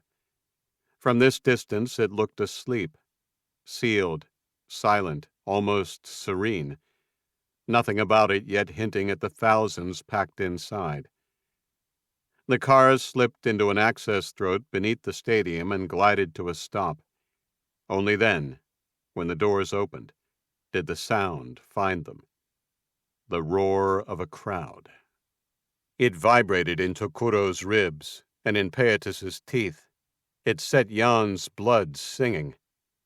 Guards with tablets fell into place around them, and the handlers guided them forward past sealed doors and marked thresholds, deeper into the belly of the arena. They were led into a weapons room. On racks and tables lay the same shapes they had trained with: katana, axes, sword and shield, nunchuck. But these were no longer timber and composites. These were honest, steel and weight, edges that caught the light with a cold promise, points meant to enter flesh. Leather and cord creaked as if they remembered hands and sweat. One by one, the lethal versions were pressed into their palms. Tokuro's fingers closed around the wrapped hilt of his katana, and the world narrowed to its familiar balance. Alive. Final. Across the room, Pietis lifted his short sword and set his shield, testing the fit like a man greeting an old friend. Jan hefted his battle axe and bared his teeth in something that wasn't quite a smile. McLeish let the nunchucks roll once through his hands in a tight, practiced arc, listening to the air they cut. The shinobi took her katana and went still, as if even breath were something to conserve. Outside, the crowd buzzed, impatient now, sensing that the doors were about to open. Legate Anastadis entered the council box bristling with pride, and beneath it, a tight coil of nerves. A successful contest would all but guarantee his place on the next triumvirate. He moved past the gray heads of the current three and looked out over Liberty Arena, packed to capacity. Not a single empty seat for his unprecedented spectacle. Even through glass, the atmosphere felt charged, as if the crowd's anticipation had turned to electricity and was buzzing in his bones. "Welcome, Legate Anastadis," Triumvir Johnson said over his shoulder. "A suitably impressive crowd for your spectacle." "Thank you, Your Grace." The council box sat front and center, halfway between the arena floor and the stadium's towering rim. An exclusion zone ringed it, patrolled by black-uniformed guards. No one came within 30 meters of the leaders without being detained or shot. The roar outside was muted by reinforced soundproof glass, but it still pressed in, a constant, hungry presence. Anastadis took his seat to Johnson's left, The chairman entered behind him and settled into his chair. "Well, I had my doubts," Triumvir Haddock said, in rare good humor. "But you've brought the people back to the games. My congratulations." The legate's smile stiffened as a hand, familiar, unwelcome, came to rest on his shoulder. "Yes," the chairman murmured from behind him, voice oily. "Congratulations. Let us hope all goes well." Anastadis turned to answer, but the stadium speakers detonated with rock music, and the crowd surged into chant. Thunder, an ancient song resurrected for blood and spectacle. All eyes lifted toward the arena gates far below as they began to open. The hair rose on the back of Anastadis's neck. The ancients walked out onto the turf. The two Japanese and the Roman moved first, confident, wary, instinctively spacing themselves away from the others. The shinobi wore black, her katana's hilt visible over her shoulder, her face unreadable. The gladiator looked magnificent in a simple loincloth, short sword and shield carried with effortless menace. Tokuro Hanuro, red-armored, cut a fearsome figure, though Anastadis doubted the samurai would last once the killing began. Then came Jan Jordik. Even from this distance, the veins stood out in his neck. He threw his head back and roared defiance at the crowd, leather and furs draped over brutish shoulders. His battle axe was nearly as tall as the shinobi, and a smaller axe rode in his belt like a promise. A few paces away, Vincent Ronald McLeish took in the stadium with a predator's stare that didn't quite hide his nerves. He wore a white karate gi, a katana in hand, and he lifted his free arm to wave as the cheers found him. A pair of nunchucks hung from his belt. The music and chanting ebbed. The master of ceremonies' voice boomed across the arena. "Ladies and gentlemen, introducing 5 lethal and cunning warriors from the past. Samurai, a deadly warrior of feudal Japan. Ninja, the shadowy assassin from extinct Japan. Viking, brutal raider and plunderer of Western Europe. Prisoner, outcast and savage, condemned by his own people and granted one last chance in the arena. And finally, Gladiator, opponent of the legendary Spartacus himself." As each name rang out, images and histories flared on the massive screens at either end of the stadium. The announcer let the 120,000-strong multitude swell and settle, then leaned into the moment. "You can review full bios, kill tallies, and the latest odds on your seat terminals. And now, without further ado, the Tri-States Champion, undefeated for 5 years, Lincoln!"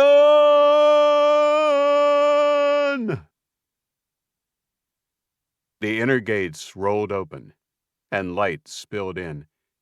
Not daylight, stadium light, hard and white, flattening every shadow and turning the turf into a bright green stage. They were ushered through the throat of the passage and out onto the arena floor. Sound hit them like a physical blow. Even through the legate's soundproof glass, it had been a presence. Down here, it was a wall. 120,000 voices melded into a single roar. The noise climbed into Tokuro's chest, and rattled behind his teeth. For a heartbeat, it threatened to steal his breath. Beside him, Pietus's eyes narrowed, his jaw tightening, as if he were bracing against a gale. Jan Jordik threw his arms wide and drank it in, face split with feral delight, as though the crowd's hunger fed his own. McLeish lifted his chin and tried to ride the wave, but Tokuro saw the tension in his shoulders, the way his gaze kept flicking, as if looking for a door that wasn't there. The shinobi did not flinch. If the roar reached her at all, it never showed. She moved with quiet purpose, peeling away toward the nearest stretch of wall where shadows pooled, putting stone at her back and the open field in front of her. The others separated by instinct. Pietus angled toward open ground, but not the center, shield forward, choosing a line that gave him room to move and no one at his rear. Tokuro drifted in the opposite direction, away from the knot of strangers, placing distance between himself and the Viking's swinging reach.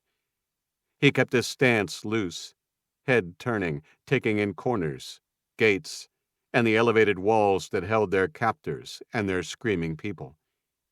Jan stalked toward the middle, as if claiming it, battle axe held casual, but ready.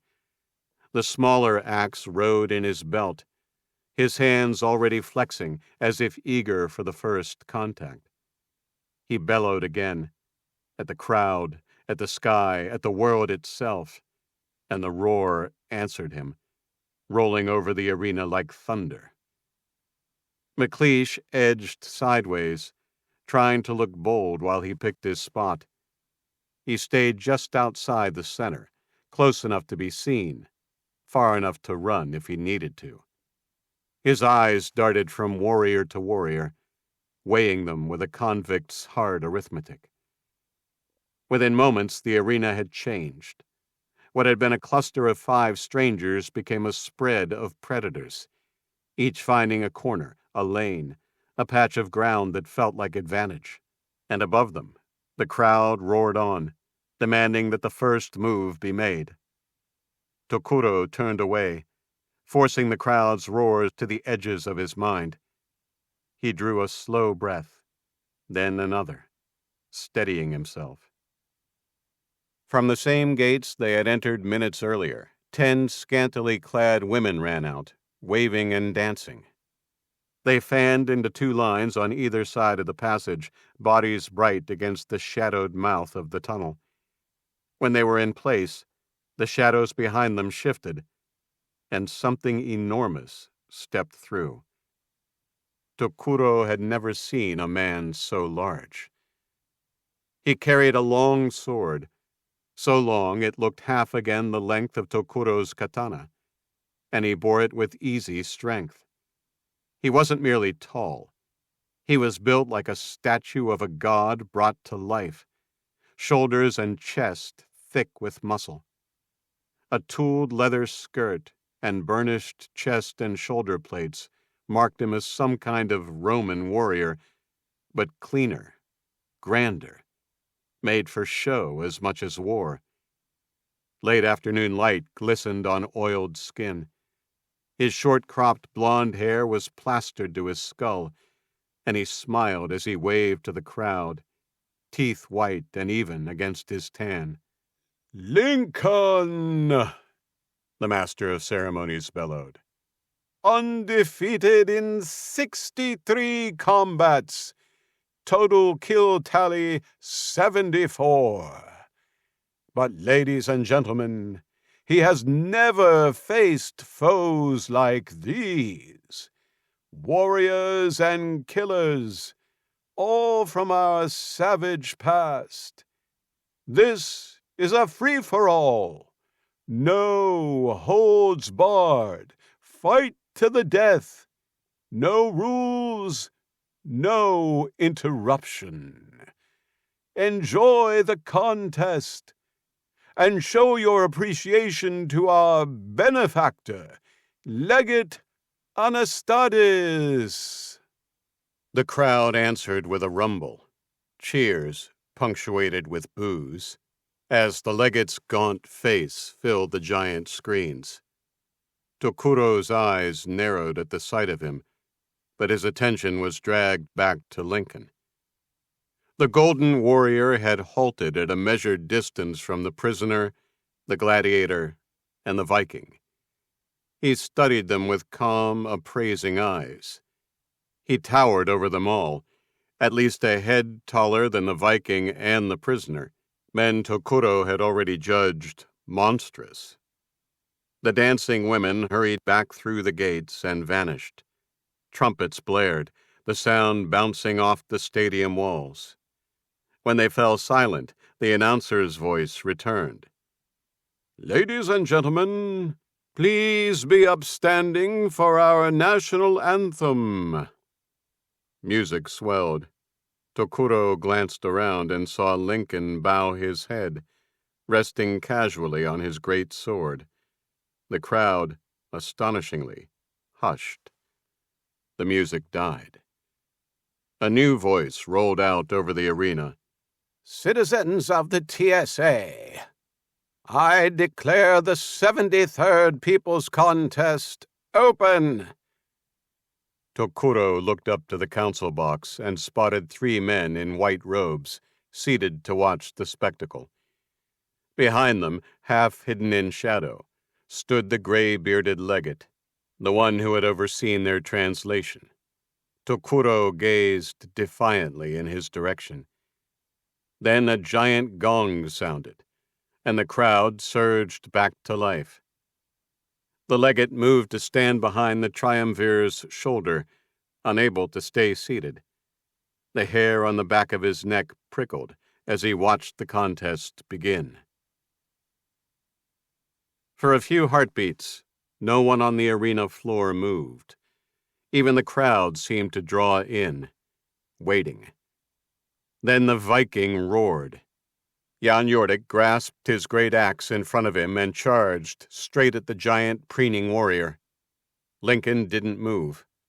He stood almost jauntily, resting on his gigantic long sword, and watched the shorter brute with open disdain. The Norseman had never had to look up at an enemy in his life. Having to do so now, and to be measured and dismissed by a towering Englishman, lit his blood like fire. Rage swallowed the last of his caution, and he came on faster, bellowing as he raised the axe to split the champion from collarbone to hip.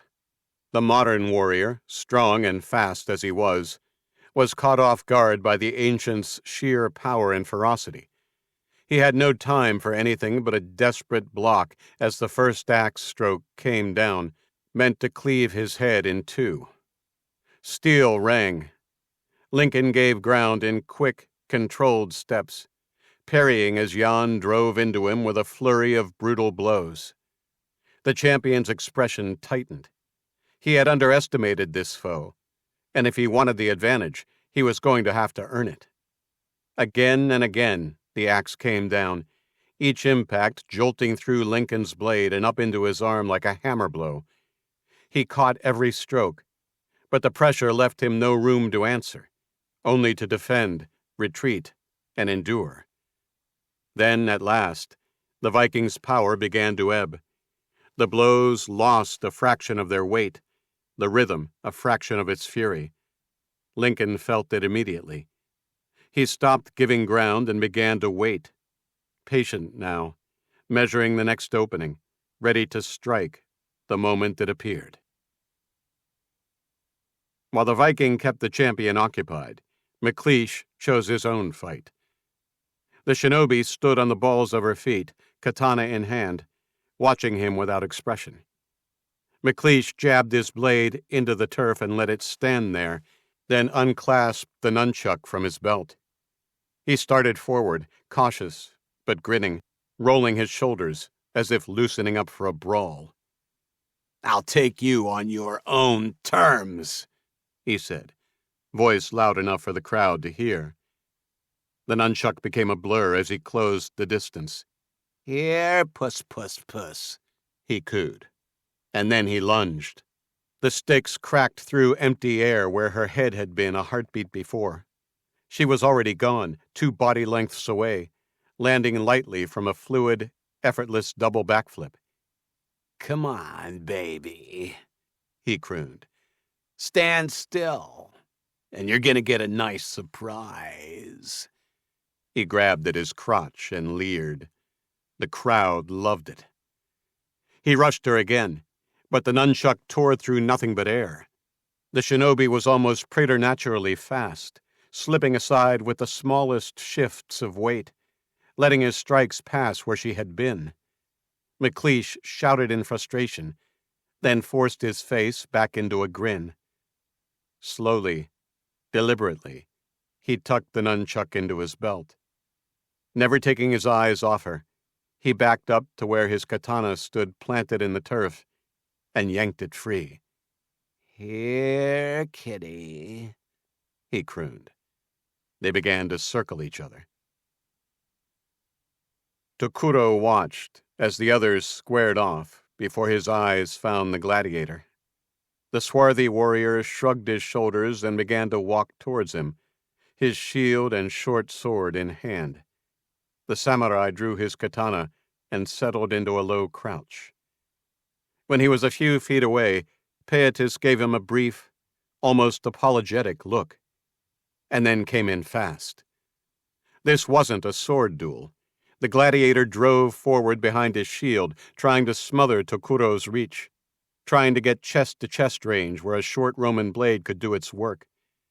The first rush ended in a hard shield bump and a quick stab meant for the ribs. Tokuro turned it aside with his katana and slipped away on light feet, refusing to be pinned. Pietis reset and pressed again, shield leading, sword darting in tight, ugly lines. Tokuro would not commit. He gave ground, parried and redirected, keeping space between them, choosing defense, choosing distance, choosing time. His conscience rebelled. This was an honorless, pointless exercise. Men made to butcher each other for strangers' pleasure. And for that reason, Tokuro would not give the crowd what it wanted. Not if he could avoid it. The fight between the Viking and the champion was brutal. Lincoln had been badly gashed across one shoulder by Jan's axe. Rich red blood mingled with oil and sweat as it ran down his arm. But even wounded, the champion now had the better of it. Jan Jordik was weakening. His blows came a fraction slower, his footwork a fraction heavier, and Lincoln pounced on that fraction. The long blade flashed, and Jan's left hand was taken off at the wrist. He howled in rage and pain as the severed hand spun end over end and dropped onto the turf with a wet plop a few meters away. He folded over, leaning hard on his axe.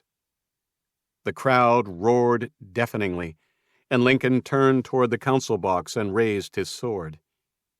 Behind him, somehow, Jan was still upright.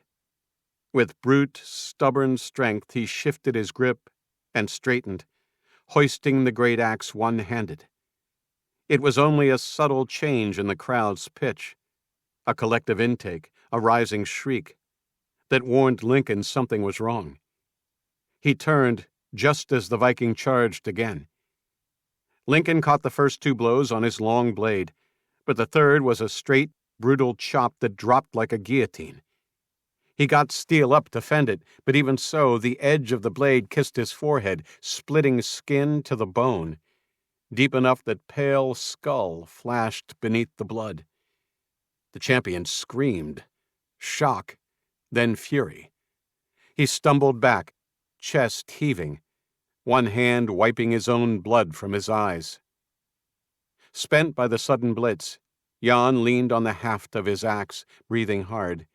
He tried to staunch the blood flow from his severed limb, but it pulsed through his fingers unabated. Lincoln used the reprieve to inspect the gash in his head with his fingers, eyes never leaving the Viking. The wound was deep, painful, and humiliating, but not dangerous. That fact should have calmed him. Instead, it fed his rage. He had been marked, in front of his adoring fans. He snarled and again wiped the blood from his eyes. It had streamed over his face and lent him a ghoulish appearance. He'd never taken this much punishment, not from anyone, and the outrage lent him a fresh, savage strength. He surged forward. The Norseman, gray with blood loss, managed to catch the first strike on his increasingly heavy axe. The impact drove him down to one knee. He tried to lift the weapon again, too slow, as the champion raised his long sword high overhead. The crowd bayed for blood. Pietus Atronius was exhausted.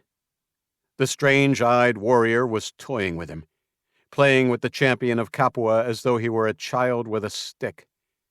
Another lunge and his sword found only empty air as his opponent skipped away, well out of reach, again. Finally, the gladiator threw his sword to the ground in disgust. The crowd howled its disapproval. The samurai straightened and put his heels together, nodding curtly at the gladiator, then glanced to the fight between the shinobi and the painted man.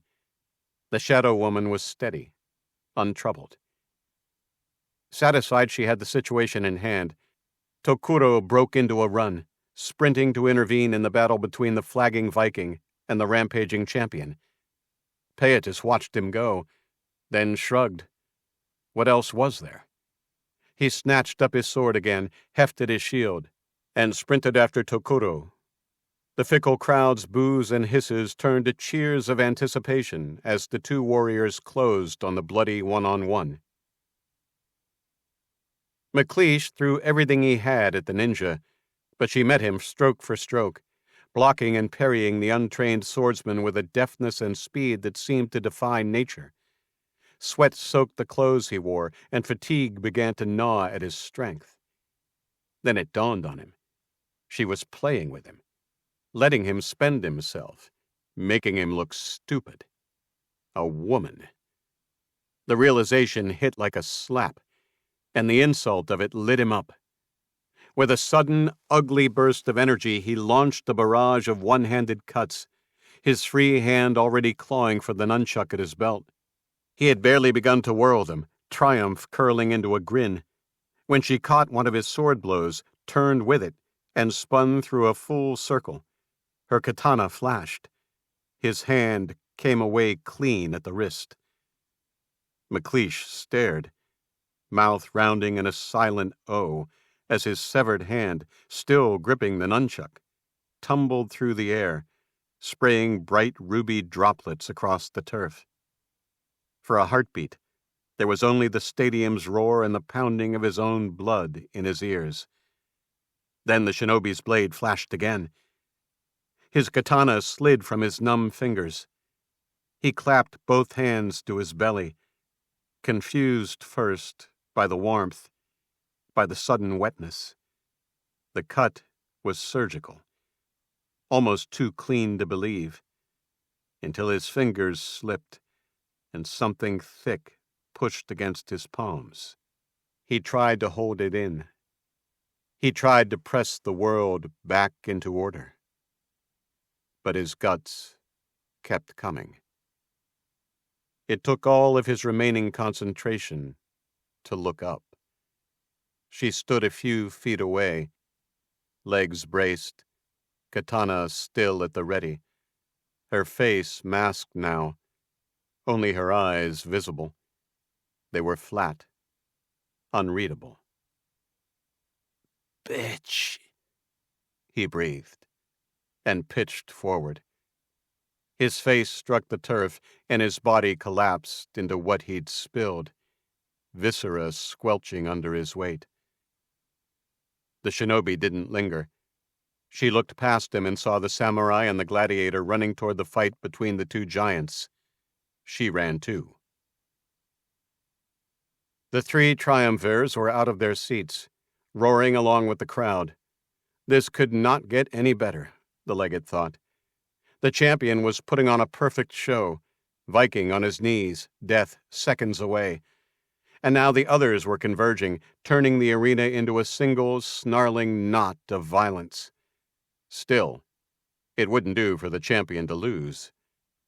He lifted a hand and gestured to the controllers seated to the left of the council box, their glowing tablets in hand. Be ready. The shinobi outran the armor-laden samurai and the stout Roman and was the first to reach the two battling giants. She arrived just in time. Lincoln's long sword was already dropping, an executioner's stroke that would have split the Viking from crown to chin. The shinobi stepped in and met it, katana braced. The impact jarred through her arms and shoulders. The champion's strength was greater than she'd expected. The ninja gave ground, boots sliding on turf, but her heel caught on the Viking's outstretched leg. She went down hard. Lincoln snarled, seized the opening, and drove his blade into her belly. The point sank deep into her abdomen. He grinned down at her, relishing the pain in her eyes, then ripped the sword free and raised it to strike again. Before he could strike the fatal blow, though, the gladiator slammed into him, shield first, breaking the follow-up blow before it could fall. Both men fell heavily to the ground, a body length away from the wounded ninja. The gladiator quickly rolled atop the bigger man and brought his short sword up for a close, killing thrust. Lincoln clubbed the side of his head with the pommel of his own sword, and the gladiator reeled sideways, stunned. The champion rolled and was on him instantly. He hammered down with his fist, once, twice. The first blow shattered Pietus's nose. The second finished it, driving the shards of the broken bones into his brain, killing him instantly. Lincoln disengaged at once and rose to his feet as the samurai slowed and came to a stop before him. Tokuro took stock as he faced the giant. The shinobi had dragged herself upright. She swayed, one hand clamped to her belly, the other still locked around her katana's hilt, alive but out of the fight. The Viking lay motionless, face down in a dark pool of his own blood, the stump of his wrist no longer pulsing with a heartbeat. The gladiator was sprawled nearby, his face crumpled, his chest utterly still. Tokuro understood, with a cold clarity, that only one fighter remained capable of ending it. Only he, Tokuro Hanuro of House Matabi, was in a position to bring this dishonorable farce to its end. In the council box, the legate rose with the others, unable to remain seated. Below, the two warriors faced each other for only a few seconds before the champion pounced, and their blades became a blur. Tokuro was forced back at once. Even injured, the champion was quick, powerful, and far more skilled with his blade than Tokuro had expected. They thrust and parried, blocked and sidestepped. But Lincoln kept coming, driving him a step at a time across the turf. Their swords flashed like silver in the stadium lights as people in the crowd chanted for their favorite. Perhaps, unsurprisingly, the cries for the samurai, a clear underdog, began to swell, and eventually drown out those for the modern-day hero. That turn of the crowd seemed to enrage Lincoln. He threw himself at Tokuro with a flurry of blows. Tokuro slipped and turned, meeting steel with steel, giving ground by inches. But the pressure forced him back toward the blood-slick patch where the Viking had fallen. Lincoln's arm made one loose, overcommitted swing. Tokuro saw the opening and took it. His katana slid under the champion's guard and scored a shallow diagonal cut across Lincoln's chest. Tokuro feinted to strike again as the champion's sword dipped in surprise. Then his foot skated. He'd stepped in the Viking's viscous blood. Lincoln recovered instantly. His long blade snapped out and took 3 fingers from Tokuro's left hand. Tokuro jerked back, pain flaring white-hot as the crowd shrieked for more. Lincoln surged into the opening and battered at him again and again, heavy strokes meant to break guard and bone. Tokuro fought to block, to angle away, but blood ran down his wrist and slicked his grip. The katana shifted in his hands at the worst possible moment. A massive overhand blow crashed down. Tokuro's blade tore free and spun end over end to land in the grass, well out of reach. He stood, bare-handed, before the champion, eyes burning with defiance, even in defeat. Lincoln paused to savor it. He waved to the crowd, basking in their adoration. The chant rose, steady and hungry. Kill, kill, kill. You put up a good fight, little man, Lincoln said, lifting his sword for the final cut. but not good enough. He drew a deep breath, and his smile broke as he looked down at the long blade protruding from the front of his left shoulder. Impossible, obscene, its blood-wet steel catching the stadium lights. For a heartbeat, he simply stared at it, as if his mind refused to accept what his eyes were showing him. His left arm dropped uselessly to his side. The long sword in his right hand lowered without his permission. He looked at Tokuro, stunned and furious, then began to turn. A few meters away, the ninja stood, swaying on unsteady legs, her throwing arms still outstretched after the desperate, slightly off throw. Lincoln's face hardened. Forgetting the samurai entirely, he let his sword fall to the turf and faced her. A crazed look fixed on his face. Lincoln set the palm of his right hand against the protruding point, and with slow deliberation began to force it back through himself. Inch by inch the blade slid, steel rasping wetly as it vanished into the wound. When he'd pushed it as far as he could, he reached over his shoulder and found the hilt, eyes never leaving hers. He drew a deep breath and wrenched the katana free. Agony tore through him as the blade retraced its way through bone and muscle, and he reeled, gasping at the searing pain. The crowd had fallen into astonished silence. The shinobi dropped to her knees, spent.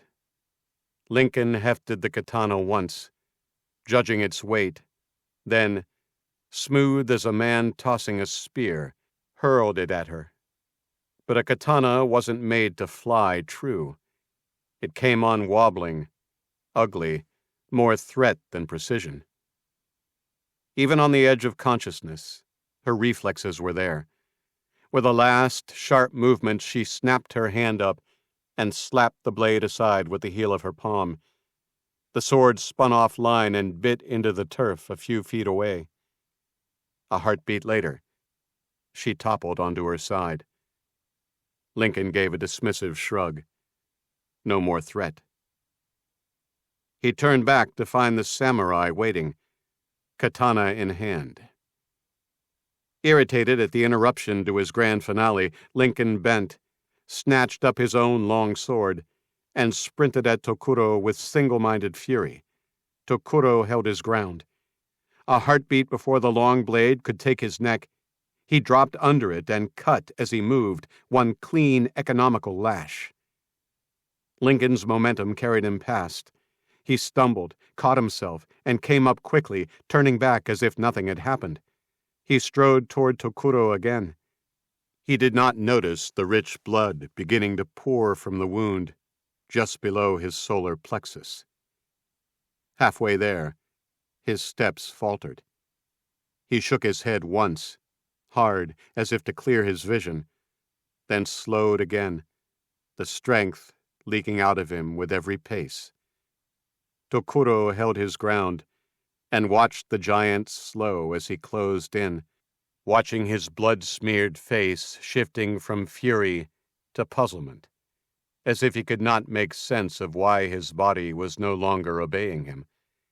Even now, He did not seem to understand he was dying. He slowed, stopped, his eyes fixed on the samurais. Tokuro moved. In one swift, level motion, he swung his katana in a flat arc. Lincoln didn't even blink. The blade passed through, clean and final, and the champion's head lifted free, floating for an impossible instant before it dropped and thudded into the turf, rolling end over end as blood poured out to mingle with the rest. Tokuro was already moving toward the shinobi as Lincoln's headless body fell. The crowd found its voice again, chanting, "Samurai! Samurai!" as he reached her. Somehow the ninja had dragged herself back to her knees. As her countryman neared, she pulled away her mask, tipped her face up to him, and smiled. Her teeth were stained crimson. For a moment she swayed, then steadied, her clear eyes meeting his. "Citizens, we have a new champion! I give you Samurai!" boomed the master of ceremonies. "4 are down, and 1 to go. Claim your mantles, Samurai. Finish the contest." The chant returned, uglier now, demanding the last kill. He gave the shinobi a brief nod. "You have acted honorably," he said. "Die with honor." He drew the short blade from his belt, the untouched tanto. The crowd roared in anticipation. The roar quickly twisted into confused groans and catcalls as Tokuro held the weapon out to her, hilt first. She took the blade as boos and hisses echoed through the vast stadium, angled the point towards her abdomen. Without ceremony, she drove the blade deep, grimacing at the searing pain, then drew it to the right, slow and deliberate. Her guts spilled into her lap as the cut lengthened. Tokuro nodded once, then turned away. He looked up to the council box and found the gray-bearded legate. He shook his head once, in open disdain. When he looked back, the ninja was on her side, unmoving. Tokuro knelt, pried her blood-slick fingers from the handle, and rose with the tanto in his hand. His gaze went back to the box. Above, the legate watched, trembling with fury at the samurai's insolence. The crowd was mad, baying, screaming. Rubbish began to rain down onto the arena floor and even up toward the council box. "What is this, Anastadis?" Triumvir Johnson shouted. "Do you want a riot? Get men down there. Grab the samurai. He must be crowned champion or we're all fucked." The legate didn't look away from the arena. He spoke into a microphone pinned to his lapel. "Use the nanos," he said coldly. "Get him under control. Now." Tokuro sank slowly to his knees, facing the council box once more. He gripped the tanto in his good hand and set himself to commit seppuku. Lightning split his brain. He screamed and fell backward onto the grass, the blade slipping from his fingers. He clawed at his own head as if he could hold it together. Then the white-hot flare eased, replaced by an unnatural calm, and beneath that calm, he felt it. Something slick and invasive, worming through his thoughts. Something that was not his. He forced himself upright again, back to his knees. He lifted his eyes and met the graybeard's gaze. Men with weapons poured into the arena, Tokuro reached for the tanto. This time he expected the agony. It hit anyway, bright, crushing, but he stayed on his knees. With sheer will, he kept his eyes open, fixed on the legate. His vision swam. The pain was almost unbearable. Almost. He went somewhere else, inside himself, into stillness, into the lessons that had outlived fear. His hand closed on the knife. It shook violently as his mind fought the nanobot's grip, inch by inch, forcing the blade up. Not seppuku. There wasn't time for that. His arm trembled as he raised the blade to his throat, the point wavering. For a moment, it seemed he would fail. Tokuro shouted his father's name, and with the last of his strength he drew the blade across his own throat. A fountain of red answered, final and undeniable. The pain vanished. His vision dimmed. His last sight was the crowd, boiling over the barriers into the exclusion zone around the council box. The legate screaming like a madman, with his hand slapped against the clear plexiglass, while guards dragged the 3 robed men beside him to safety. Epilogue. 14 months later, Anastadis watched the instruments wake. Lights cycling, lenses adjusting, the air taking on that familiar metallic chill. The technicians moved with forced calm, avoiding his eyes. Beyond the glass, the staging platform waited, empty, sterile, expectant. He wore the white robes of a triumvir now. After Johnson was slaughtered during the riots, Anastadis had slipped unopposed into the vacant seat. 14 months of controlled chaos followed. Public executions to restore order. Quiet purges inside the council. Relentless propaganda to turn the riot from a humiliation into a rallying cry. The People's Contest had sputtered in the aftermath, but Anastadis had no intention of letting the games die. He needed them reborn, under his hand. Bring the samurai back, he thought. Bring back the rightful champion, and others. A Mongol, an Apache brave, a hoplite, an Aztec warrior, a Mamluk.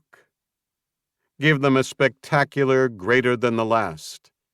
Proof that the contest still worked, and a correction of the humiliation.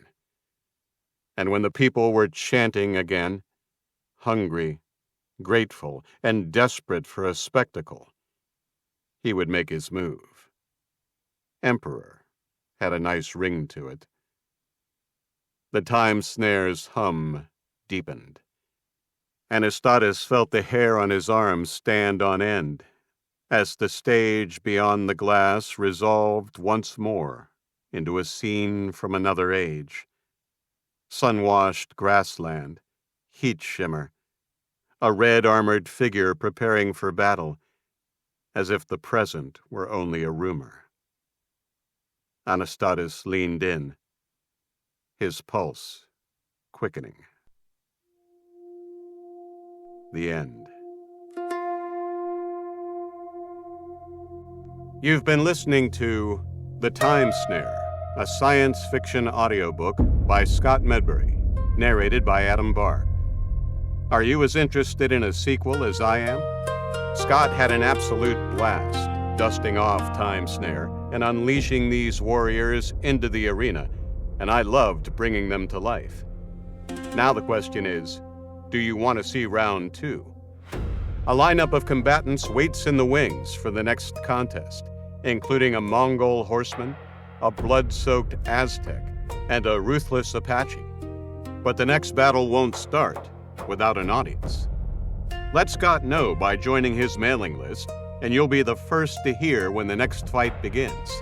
And also, get updates on the America Falls series and other releases.